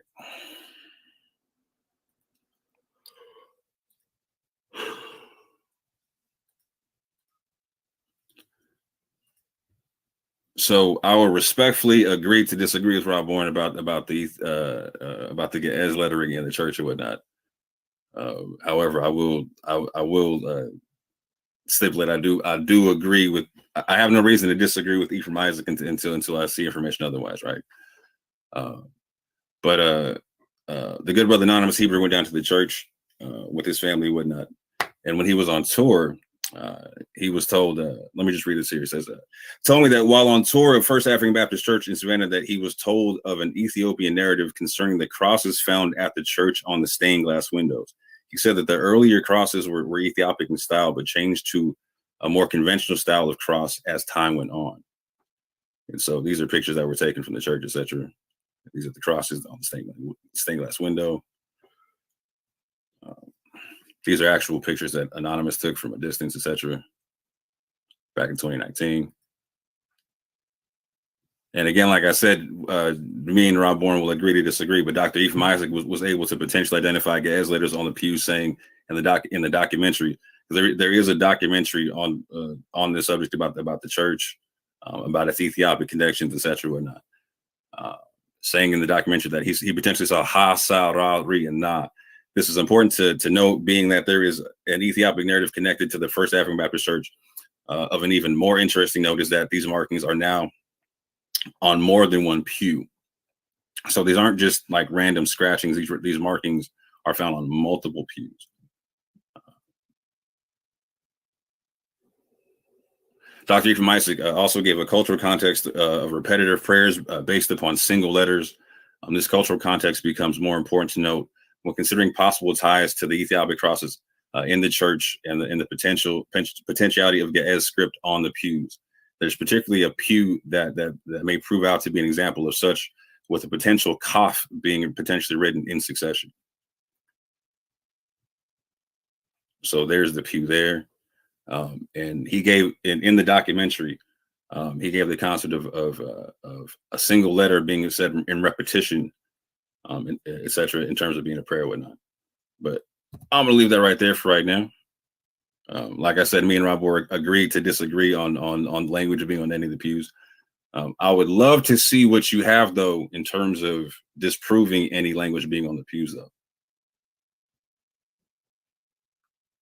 because I'm curious as to that.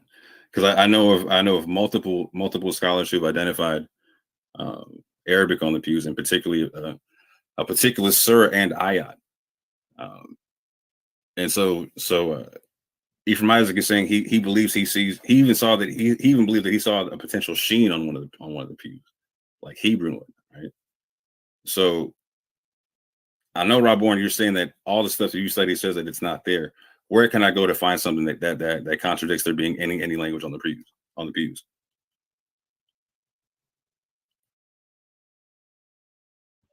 I think he may have stepped away. Oh, okay. Because it says I'm coming back on, so I think he may have. No, I got you. I see the screen now. Yeah, he might have went and read that he might have went to read that source real quick. Hey, Avery, are you there? While we waiting, yeah, I'm here. Until we waiting Rob Bourne get back. Yeah, What do you think about the parts of the show that you were able to see with Ngozi and what was discussed earlier? It was good. So what I got a chance to listen to was some about the Natufians, about Ngozi's model of haplogroup D, E, or really E, should I say, originating in the Green Arabia, and how Afro-Asiatic people were everywhere. We were the first to basically create a lot of these civilizations in Mesopotamia and Greece and Egypt and such. And I heard the part where you told him about how we have some Aryan buddies on Facebook trying to push Jay as the original Proto-Semitic, and that Semitic people came from the core Araxes culture. And Ngozi said, "No, I actually need to clip that part so I can show our Aryan friends that their friend Ngozi doesn't even agree with them, because they actually tried to use Ngozi in the past. Really? That our model's bad. Yeah. The two one of the Aryan guys. Yeah, one of the Aryan guys said that Ngozi doesn't like our model and has proved us, and that Garfield is more knowledgeable than a lot of white scholars out there. Yeah. Oh man, that's a good one. And that even Abu disagrees with me and Yeshua, and you as well, Orthodox Moor.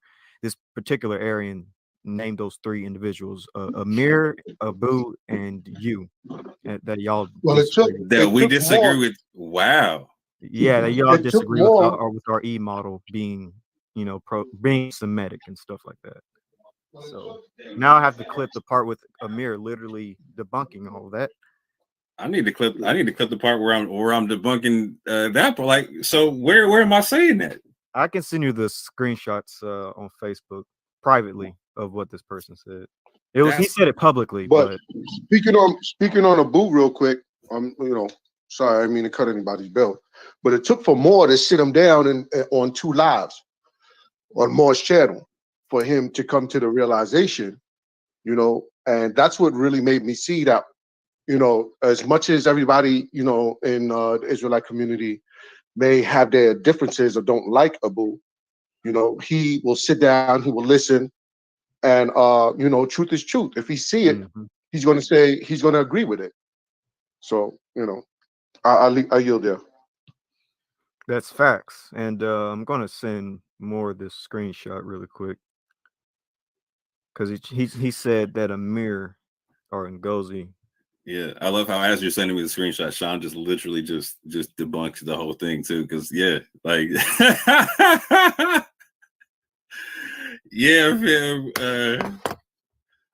so I gave that presentation. You can see it on my channel. I've given multiple presentations on that church in terms of what's on the pews, etc. As a matter of fact, me and Abu sat down multiple times. Abu was the one who actually did the legwork on the Arabic part of it. What was that? I say you're kind of breaking up, or is that just me? I don't know. Someone tell me, am I breaking up? No, he's clear. That's him. That's Ivory. That's you hating. I got you, Ivory. I got you. Ivory got that Hurricane energy. Yeah. That Hurricane. No. Yo, I was dying when they threw the Hurricanes under the bus. So I was like, Ivory's not even here. I was like, oh, that's hilarious. I know. I was listening. I was like, dang, I wish I was there. I was joining in. Like when Amir talked about the Sumerians having J markers, I was like, yeah man. Finally. I saw you grinning from ear to ear, bro. I knew you were. But see, that's the thing about genetics, right? Is genetics calms just like all these conversations now, right? Because we're not saying it can tell you your ethnicity when but it definitely shows migrations all day. You know what I'm saying?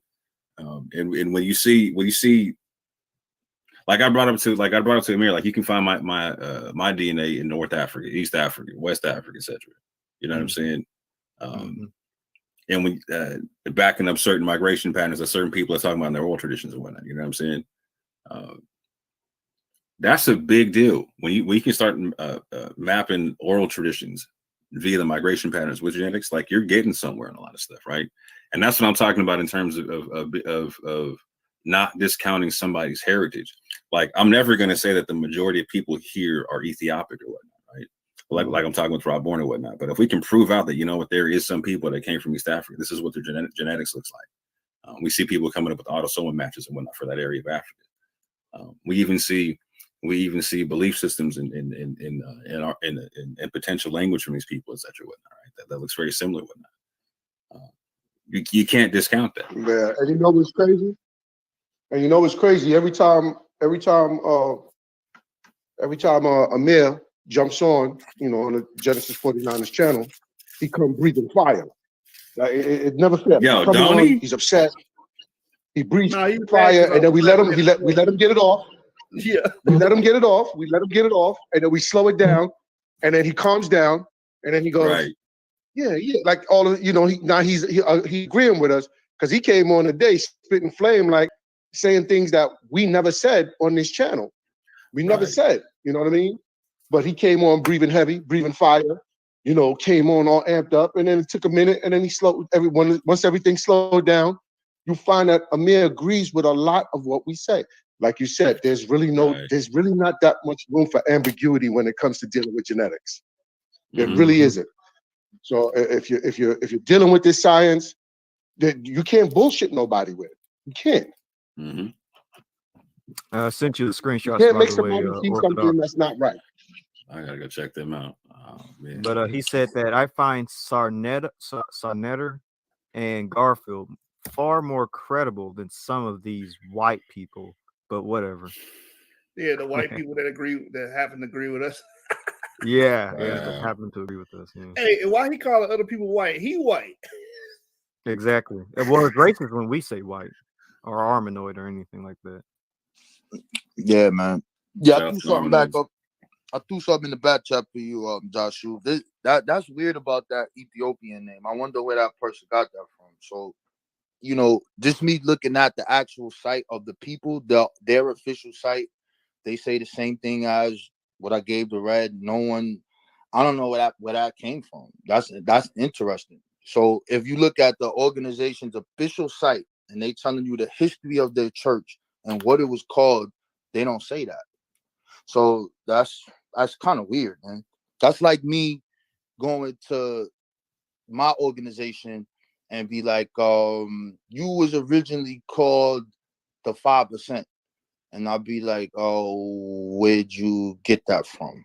Because we never were. That's just a name that was attached to it. Would you like for me to send you the when you have go ahead. When you have the official organization speaking for itself, that's kind of weird. Would you like for me to send you the link for the documentary that the church participated in where they say that themselves? Who? You could do that. Well, I just gave it to Yashu on their website of their church. They don't say that. Yeah, so it's just weird. That's what you don't think that. How do you can't go to like I said, when going on the tour, right? You'll get the understanding that there's two forms of Christianity that get practiced at the church. Like the traditions kind of switch up and whatnot, right? The like I was showing about the Ethiopic crosses on the windows and whatnot, right? At one point in time, the crosses changed form and whatnot to where it becomes more of a modern concept and whatnot. And even what they teach out of the church becomes more like a modern Christianity, etc. So what they teach in the church now is not even their oldest form of Christianity. So it's not what they originally taught at the church. I mean, I get you. And then I could go to the writers, but like he got the church. This is their church and their history. They got their marker there, and they not saying that in that. So that makes it kind of like I never saw nothing like that. And then you have to say that that's kind of weird. You can't go to my organization and look on our website and it tells you something that is not what we saying what it is. You're just not gonna see that. You're not. It just won't happen. For an outsider, you'll see it, but you just won't see it. Take this into consideration, Rob Warren. Yeah, go ahead. With the subtle change of them changing, the symbol, right, the cross, right. That subtle change would also take place within the title of the temple or the church. You know what I'm saying? Because they don't. I agree with that. If that's the case, but if we have also Rob Bourne, if you mind, I don't mean to cut your bill, bro. Also, Rob Bourne, take into consideration this that your website, you got to, for political reasons, this may be a reason why they change up their website. Whereas with you, you haven't, I don't think there would be anything political that would change your point of view or what you have on your website, concerning your organization. I don't think anybody would be able to influence you to change that. So there's a difference. When you say, my website, you come to my organization. No. What I'm you're not saying going to is, see this. You're not going to see that. Yeah, I get you. I believe you with that. I believe you with that because I don't think you're beholden. I don't think you're beholden to anybody. Right. I get what you're saying, but if they're telling you what it was called before it, they're telling the same history, Jamaica, they telling all that thing, they telling you who the congregation was. I don't know what he got underlined there, and I just don't. That's weird. I don't. What does it say, Joshua? I thought that this is the website you gave me. It says, yeah. What does it say? I don't know. You got something underlined, but what does it say in that paragraph? That right the sentences above. It says the name. It says the name of the church from First Colored Baptist to First African Baptist. That's what you have. I thought that was the point you wanted to bring out on this. Yeah, it's cool, but it tells you the history of it. That's weird. So I guess because I haven't looked at this in a minute, I know I got one of the dude files in there because there's some thing that I got on here, and I could find it and pull it up, and then that's just weird. But to the next point, what is the translation of those things on the pew? What does it say? What does any of those things say on the pew? So, like, if we identify a language on the pew, if you say this is Arabic, and it's clearly we can see each pew has its writing on it, what do they say? So the Arabic that's been identified so far, there's been a West African scholar that identified La ilaha illallah on a pew, and as a matter of fact, let me bring it up right quick. Give me 2 seconds. And as I'm bringing it up, when did oh, excuse me. No, go ahead. You got it. Go ahead. I just had a question. When did this third pastor, Reverend Andrew C. Marshall, live? Same time. No, not Marshall. Yeah, they in the same time. They're with Andrew Bryant. Like the circa 1850s, etc. Yeah, they around there. What's the other guy? It's like 4 of them. Yeah. There's 4 of them dudes. Because from reading this, it seems like it was called First Colored Baptist first. That shit is weird. What's weird? Man, that's weird. There's no way. That's like if we look at the AME church and what it was called, that whole history is there. Any church that you look up, they'll tell you this is what we called it, this is what it was. So I'm interested to see where Shorty got that from. That's interesting. Because I was looking at it and I'm like, all right, you calling this, but where'd you get that from? So okay, correct me if I'm wrong. Are you saying it was initially called the First Colored Baptist Church? Bro, I never even seen that name. But that's what this is what the official site is saying. I know about that Bluff part because there's a Maroon group. I think it's called Palm Bluff. Yeah, just to be clear, their official site also says that there's like cursive Hebrew on the pews without even verifying it. You know what I'm saying? Yeah, so they say that. The site's a funny site. You know what I'm saying? Yeah, it's crazy, but that's their site. So when I was reading on this and studying it, because people said it was Hebrew, then I'm like, okay, What is it? And then some say it was West African writing there, and they not like sold on it because there's no like. And then they'll even tell you to this day, no one translated it. There's no translation of all of those pews. So when you identify a language, I agree that all of them haven't been translated. Excuse me? I agree that all of them haven't been translated. So it's weird. So if you say that this is that, what is all of this stuff on here? Like this is not obviously it's something communication there. So it's not. I could see if it was like one pew, and you'd be like, okay, it's old. They got. No, this is enough there for you to see exactly what it is. That shit is weird, man. I don't know. That shit is weird. It's weird. Could it be the site, the people that made the site fucked up? You got. I will 100% tell you that site is not put together scholastically, right? Like so, because no one is very like. So they're talking about there's Aramaic and in Ladin, like literally like a Iberian form of like cursive Hebrew that no one's identified on the pews. You know what I'm saying? That No, like they're not. But there's some people who say that. So like, if you go to like the tour guide on it, there's a tour guide that's free. It'll tell you that. They'll be like, some identified it as cursive, some Arabic. Yeah, but they can't point you to the person. Like so for the people who've done Arabic, I can point you to them, right? I can't point you to anybody who's identified cursive Hebrew on the pews like that, you know what I'm saying? Or like the Ladino form of it, you know what I'm saying? And whoever like the Israelites try to take the information to, like they shot it down, like no one's identified. I've literally sent the pictures to the pews to people who could scholars who could read Arabic and Ladino whatnot. They shot it down like, nah, this isn't this isn't Ladino film. This isn't that form. Hold on right quick. Because so I've sat down with the Boo and we've done hours worth of stuff on this because the Boo actually sat down and emailed a whole bunch of scholars on Arabic and whatnot, and their consensus was, hold on, I'm just gonna bring up what they said right quick. Hold on. So with the brother George, you're convinced that he was, prior to him becoming a Baptist, you're convinced that he was a Christian somehow under like. No. So where did he get it from? Where did he get what from? Where did he get this Ethiopic thing from? Where did he get it from? His belief system, I'm not 100% certain what he practiced or whatnot. Yeah, none of us are. Nobody. And what he, yeah, 100%. Like, so I'm not calling that. So what I talked about was the belief systems on Sapelo Island or whatnot, right? Okay. Oh, so now, okay, so we on the Sapelo. So we out of Savannah. Yeah, but I was definitely talking about the fact that there's Ethiopic ties in Savannah and whatnot, right?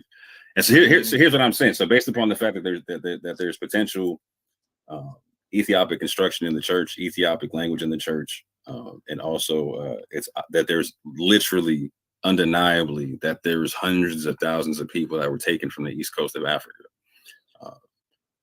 That I can't deny that there's certain people have an Ethiopic connection to whatnot, right? But at the same point in time, I would like it's repugnant to say everybody's Ethiopic, just like it's repugnant to say that everybody's an Israelite, just like it's repugnant to say that nobody was an Israelite. You know what I'm saying? And that's the whole point of what I'm talking about. But in terms of the scholarly consensus, so.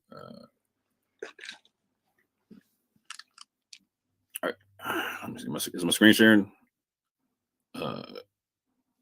Issue. Yeah. So Abu sent, and we're talking about just on one pew, right? There's one particular pew that is believed to have that Abu sent to these people. The law got identified by someone else independently without any of us sending him the pew. Like he went, Boubacar Diakite from Harvard went down there with a PBS documentary and started identifying stuff. But so Abu sent to Dr. Jeffrey Kahn, who is high level in Hebrew and in Arabic, pictures of a pew and whatnot, and Jeffrey Kahn positively, firmly, like guaranteed, identified Surah 114 and the third ayat from that surah, Surah Al-Nas, where it says the God of humanity in Arabic.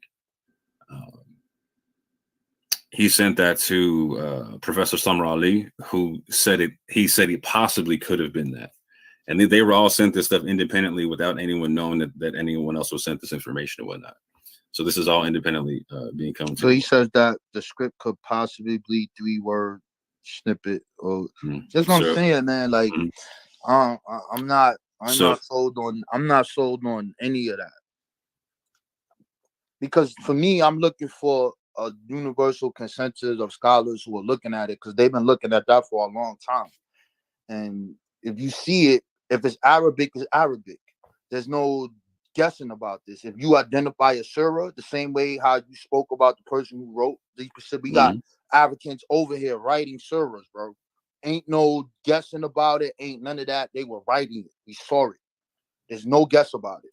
There should be no guess about something. I have to see if it was scratched off, like a line cut off, or it's fake. No, this shit is engraved in the pew. Like, right there for all of us to see it. So that's why I'm not sold on that. That's why I said what I'm saying. I haven't seen nothing to convince me that they know what any of that is on there. Okay. How many pews is it on? So is it on all of them pews? No. So like in the upper something like that. No, so way more than 6 pews. So in the upper section of the church, there's 2 sections of pews. There's one section that you can actually go to, and one section is closed off. People can't go to it. Not even people that like work at the church. Right. Like I think people are afraid about the stairs or something like that because they're mad old or whatnot. But no, there's literally over 100 panels that have stuff on it, I believe. Yeah, that's what I'm saying. It's not all one script. You understand what I'm saying? Yeah, this is what I'm saying. So there's multiple, like just like with the Gullah language, there's multiple, like there's at least 21 languages that go into it, right? You see a multitude of right, and then they're saying that it predates the church, something like that, right? Yeah, they were. So the church has 2 phases to it, right? So we're like they were meeting before the actual building was built, and then after the building was built. And so the pews were built before the building was actually built. And so this is the thing. No one's making the claim that everybody was a Muslim, that everybody spoke Arabic, or that everybody was an Israelite. None of them types of things, right? The concept is that people came through it. Multiple different people put them hands on them pews and were leaving stuff on the pews and whatnot. You know what I'm saying? Right. And no one coming from different parts of Africa. Right. It's multiple people. Right. It's multiple people come from different parts of Africa, different dialects, and as they coming in, they're putting their hands on it. Yeah, and the point is, to this day, we can't translate this shit. Nobody knows. Not the whole of it, no. I don't think they translating none of it, bro. I'm sticking to my shit, bro. Like I don't see how. It's a lot of it. And again, if it was some scribble scrabble that was crossed out, then I could agree with it. But if it's real clear for you to see that shit, it's crazy, bro.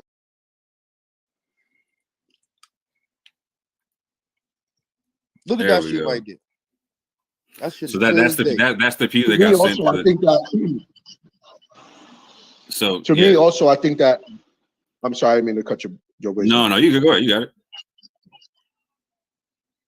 To me, it's more like even when you watch even if you look at the writing on the pews, like it's no different than reading text English, and then you writing it yourself. Your handwriting is a little different. Everybody's handwriting is not the same. So a E might come out different. Some people write box E. Some people saying it depends on the script. So people are coming in and they're writing, in Arabic, but they're writing in their own hand. How today, if you write in English, everybody's handwriting is not the same. So each particular letter might look a little different than what we would expect to be able to translate straight from a text that has Arabic script on it. Facts, 100%. Not only that, there's literally the potentiality of a trade language being made. Like so when Anonymous went on the tour, he was told that there was potentiality of a blend of Hebrew and Arabic, etc. And so when you actually identify, like, so Bilali Muhammad and whatnot, like I was telling you about the person who wrote like a 14-page manuscript in Sapelo Island or whatnot, his Arabic was scrutinized by Arabic scholars and whatnot, and it was found to contain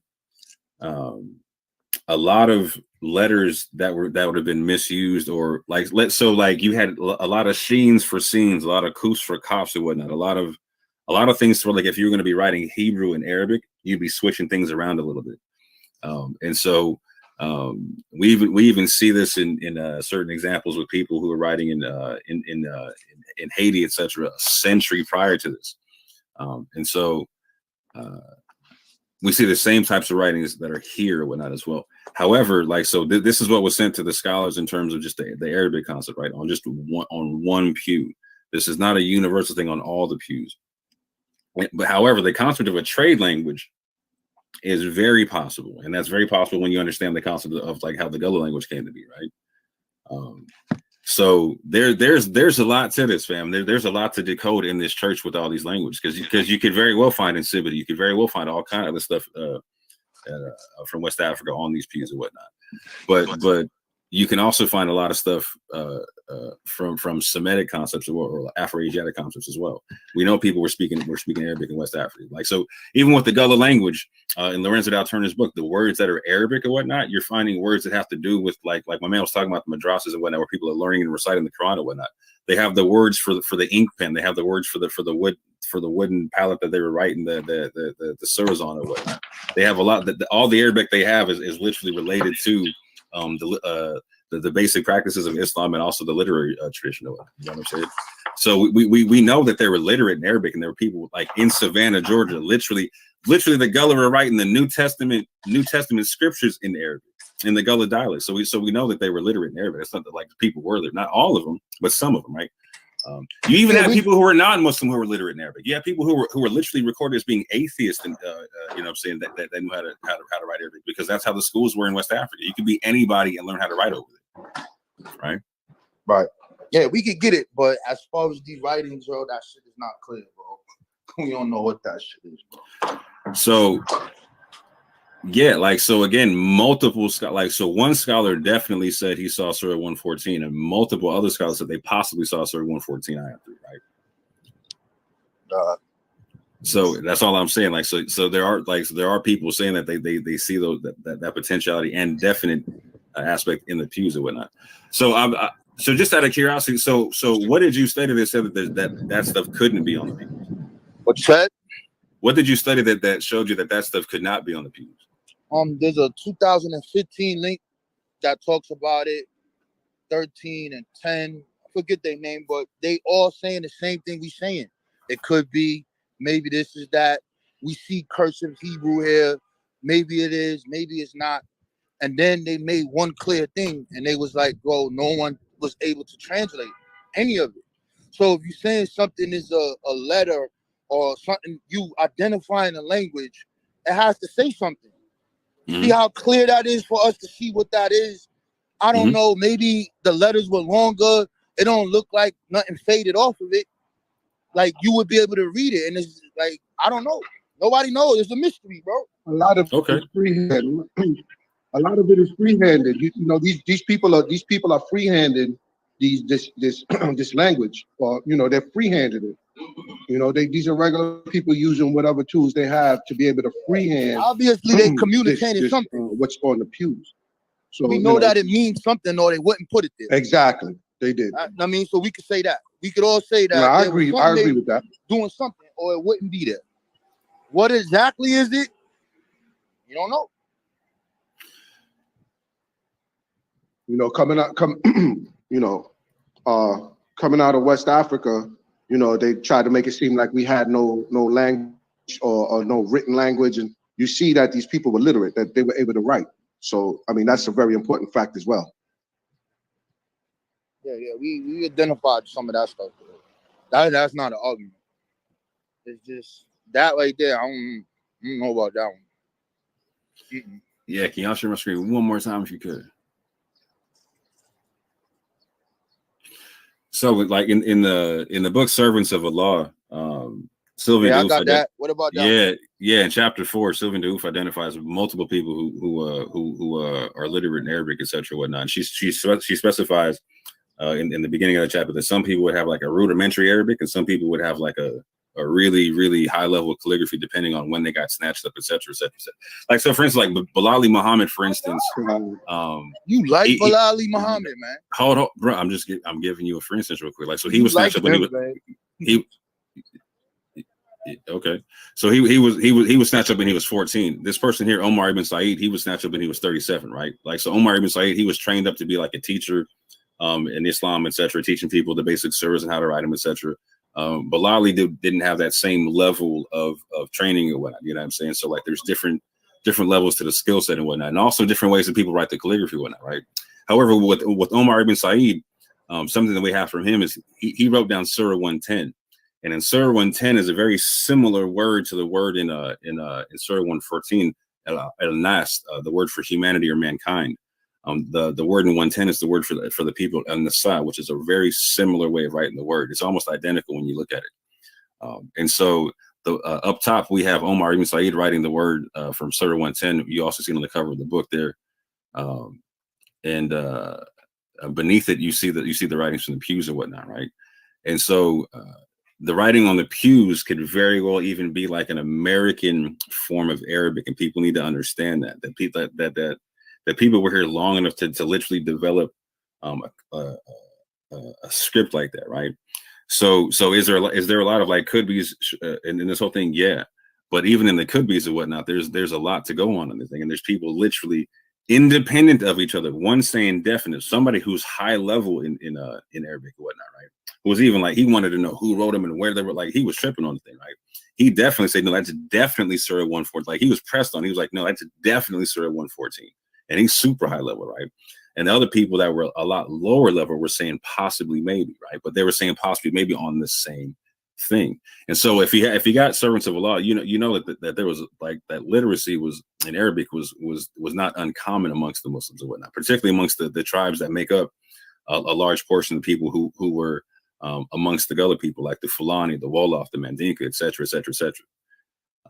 So that's what I'm like. So are you saying like the scholarship? You're saying that there's no definite as to what it says, or nah, there's no definite. If it was, then it would have been. No, I can agree to that concept, but like but the concept to where like it can't be. That's what I'm like. You said what I'm saying right now, as far as what we looking at, and I'm saying this, and I'm gonna keep saying it. Like there's no definite, because I can only if those things weren't as clear as they are. Then I could say, all right, yo, 100%. But if we're looking at it, and even in the time frame of this church, you're talking about the same time frame of the Yarrow and the rest of these individuals who are here. Abraham, what's his name? Raheem Abraham, the prince. Like these dudes were writing. I mean, and there's no mistake about what they're writing. And that kind of blew the European mind away. Like, wait a minute, he's somebody different than the other ones. This guy here, what is this? He's a Muslim. So I don't. If those writings were, wait a minute, do we even know how old those writings are?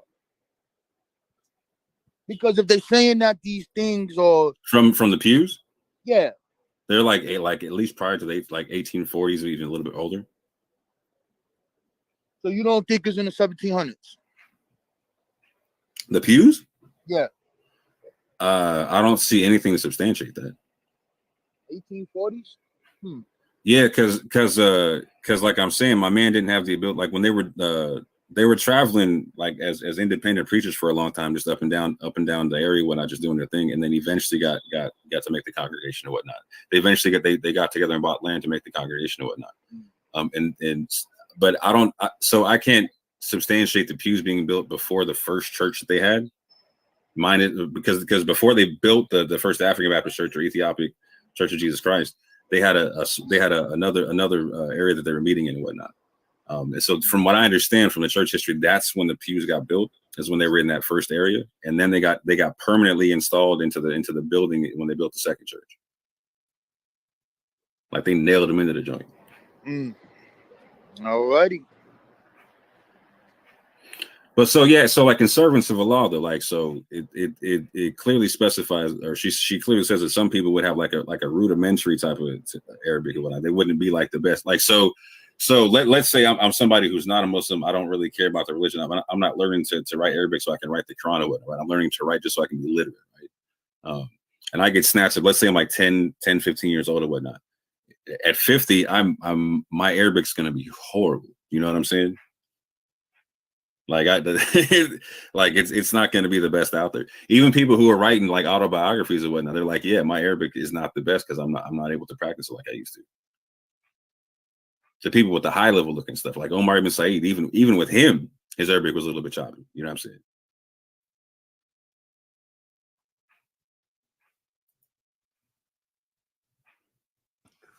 All right. So we got it. We at a cool point here of this argument, right? We're at a good juncture, right?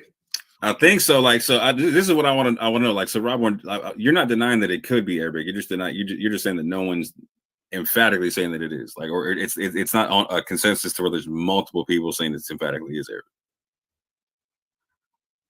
Wait, did I kick out the wrong? Because he got two of them. Which one is the right one? The one not on mute. Hold on. Okay. I don't know, bro. I think he was feeling outnumbered. He needed, you know what I'm saying? He probably stepped out. He probably stepped away, man. Let me see. My brother James, you there, James? But if not, I'm gonna finish this clip.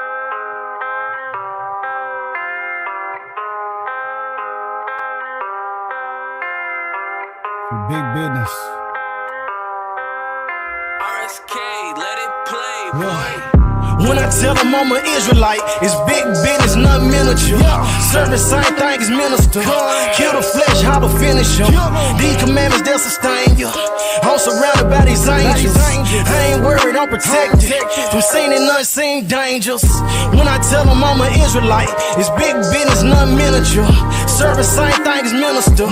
Kill the flesh, how to finish them. These commandments, they'll sustain you. I'm surrounded by these angels. I ain't worried, I'm protected from seen and unseen dangers. I wake up and say me a prayer. Brush my teeth, babe, then I throw on some threads. Wash my face, grab a cup, pour me some yum. Put on my backpack, then I'm off to the bread. I eat these devils for breakfast, gotta be careful. Whole lot of blood being shed in the streets. Running so wicked, I weep for the living. I drop a free tear for the dead. All my white friends in my pocket, or either they loading onto this black card that I swipe. Say every time that I drop it, the verses be hitting more harder than problems of life. Rich, I collected 2 pennies from every person that willingly gave me advice. Being afraid can't exist in my spirit. I'm fearing no man but the Father in Christ. I put in work with the brothers. We stood on them corners from 10 to like 9 the same night, teaching our people the gospel, equipped with a camera, some posters, some speakers, and mic. Every time that I see mama, she telling me, son, you gotta walk in the light. Christ, the bread of heaven, keep feeding my spirit, and I want a low, not a slide. When I tell them I'm an Israelite, it's big business, not miniature. Serving same thing as minister. Kill the flesh, how to finish them. These commandments, they'll sustain you. I'm surrounded by these angels. I ain't worried, I'm protected from seen and unseen dangers. When I tell them I'm an Israelite, it's big business, not miniature. Serving same thing as minister. Kill the flesh, how to finish them. These commandments, they'll sustain you. I'm surrounded by these angels. I ain't worried, I'm protected from seen and unseen dangers. When I tell you I'm an Israelite, tribe of Judah, don't you take it personal. Bleed the blood on these demons, we purging them. Don't entertain Jezebels, we be curving them. Ayy, I got a ribbon, she virtuous. In person, this blue life ain't virtual. I can't forget when I heard the truth. I got cut with that word, it got surgical. Conviction can lead to repentance. I pray these verses encourage you. We repented, now we on the vertical. Judah rising, see Isaiah 32. Big business, nothing minuscule. I picked up that pen back in middle school. Guard your light and take heed who you listen to. Watch your mouth and your ears and your vision too. Hashatan and Shalkani won't finish you. In Mortal Kombat, this war is not physical. Gird your loins up and follow the general. Messiah is coming, that's scriptural. You gotta starve your flesh. The real war ain't even started yet. This look like a setup for a second exodus. I'm trying to be where the water at. Let's get it. When I tell them I'm an Israelite, it's big business, not miniature. Serving same thing as minister. Kill the flesh, how to finish them.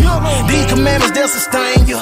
I'm surrounded by these angels. I ain't worried, I'm protected from seen and unseen dangers. When I tell them I'm an Israelite, it's big business, not miniature. Serving same thing as minister. Kill the flesh, how to finish them. These commandments, they'll sustain you. I'm surrounded by these angels. I ain't worried, I'm protected from seen and unseen dangers.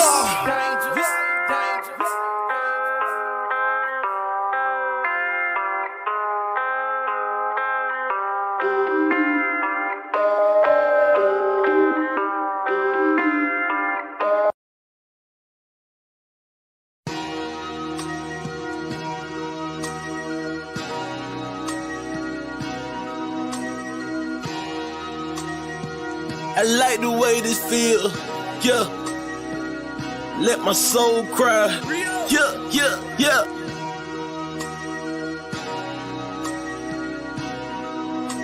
Minister, we gonna speak from the heart on this one. Hey.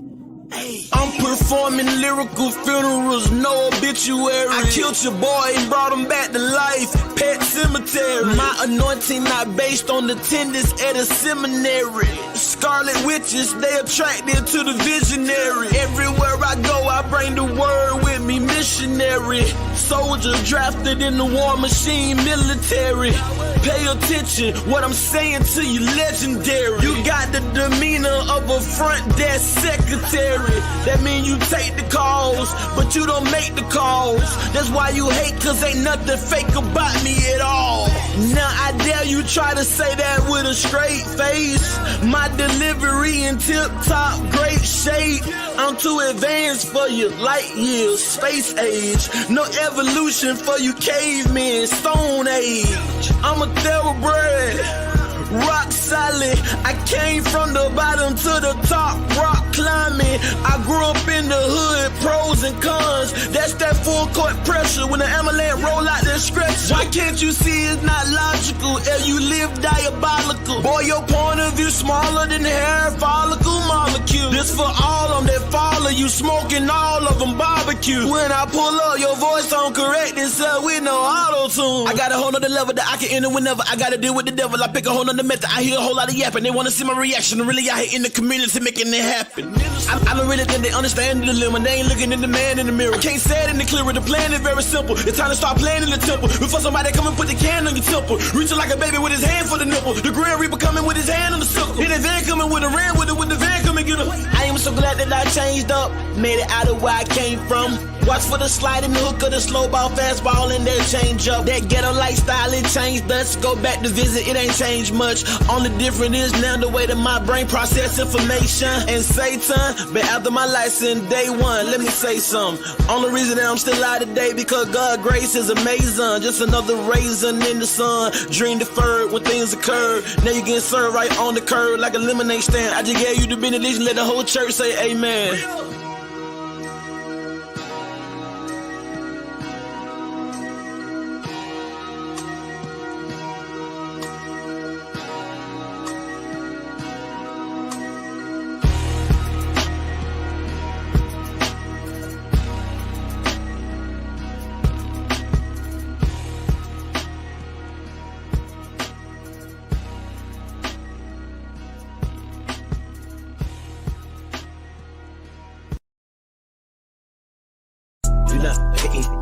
You're not Peyton Manning, Peyton Manning. You're not Peyton Manning. You're not Peyton Manning, Peyton Manning. You're not Peyton Manning. You're not Peyton Manning, Peyton Manning. You're not Peyton Manning. You're not Peyton Manning, Peyton Manning. You're not Peyton Manning. You're not Peyton Manning, Peyton Manning. You're not Peyton Manning. You're not Peyton Manning, Peyton Manning. You're not Peyton Manning. You're not Peyton Manning, Peyton Manning. You're not Peyton Manning. You're not Peyton Manning. I am Peyton Manning level. I'm on GOAT status. I think I'm the baddest mother lover ever walk on this planet. Damn it, you could never see me. You could never beat me. You could never be me. Disrespect me, and I'm eating all of your pizza.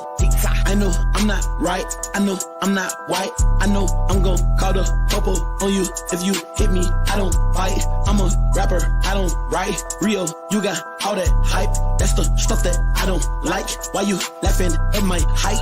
I wish I could slap your face. You just think you're so amazing. You just think that you're the greatest. Why you fucking Tom Brady? I am Peyton Manning. End of conversation. You just hating. I am Peyton Manning. Say it. I am Peyton Manning. Say it. No, Dibble God plan. That's a Drake line. Beat the midget up. That's a hate crime. 8 towns on 3 game time.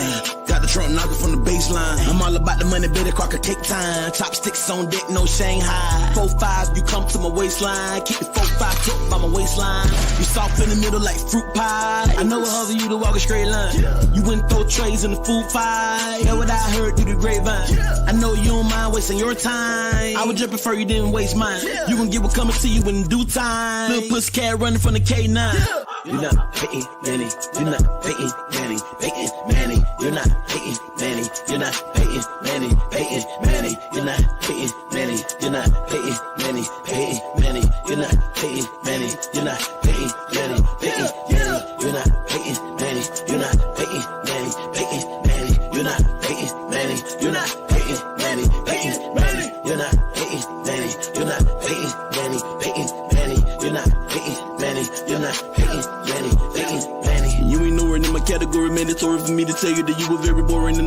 story. I wish I could just ignore you, but I gotta burn your body, put you in the crematorium. And I'm the only audio inside the auditorium. And when I'm finished with you, you will not have no memorial. You wanna be Luigi, but you're not ready for Mario. And no scenario, running circles around your cardio. And that's a body blow, it's not a secret. Everybody know that you ain't coming close. I leave you comatose, and you become a ghost. I overdose, I gotta overload. That's when the windows of heaven open up for me with the overflow. And I can feel the power moving within every last chromosome. Battle right around the corner, you already know it's on. Understand me, you're not hating, Manny. You're not hating, Manny. Woo!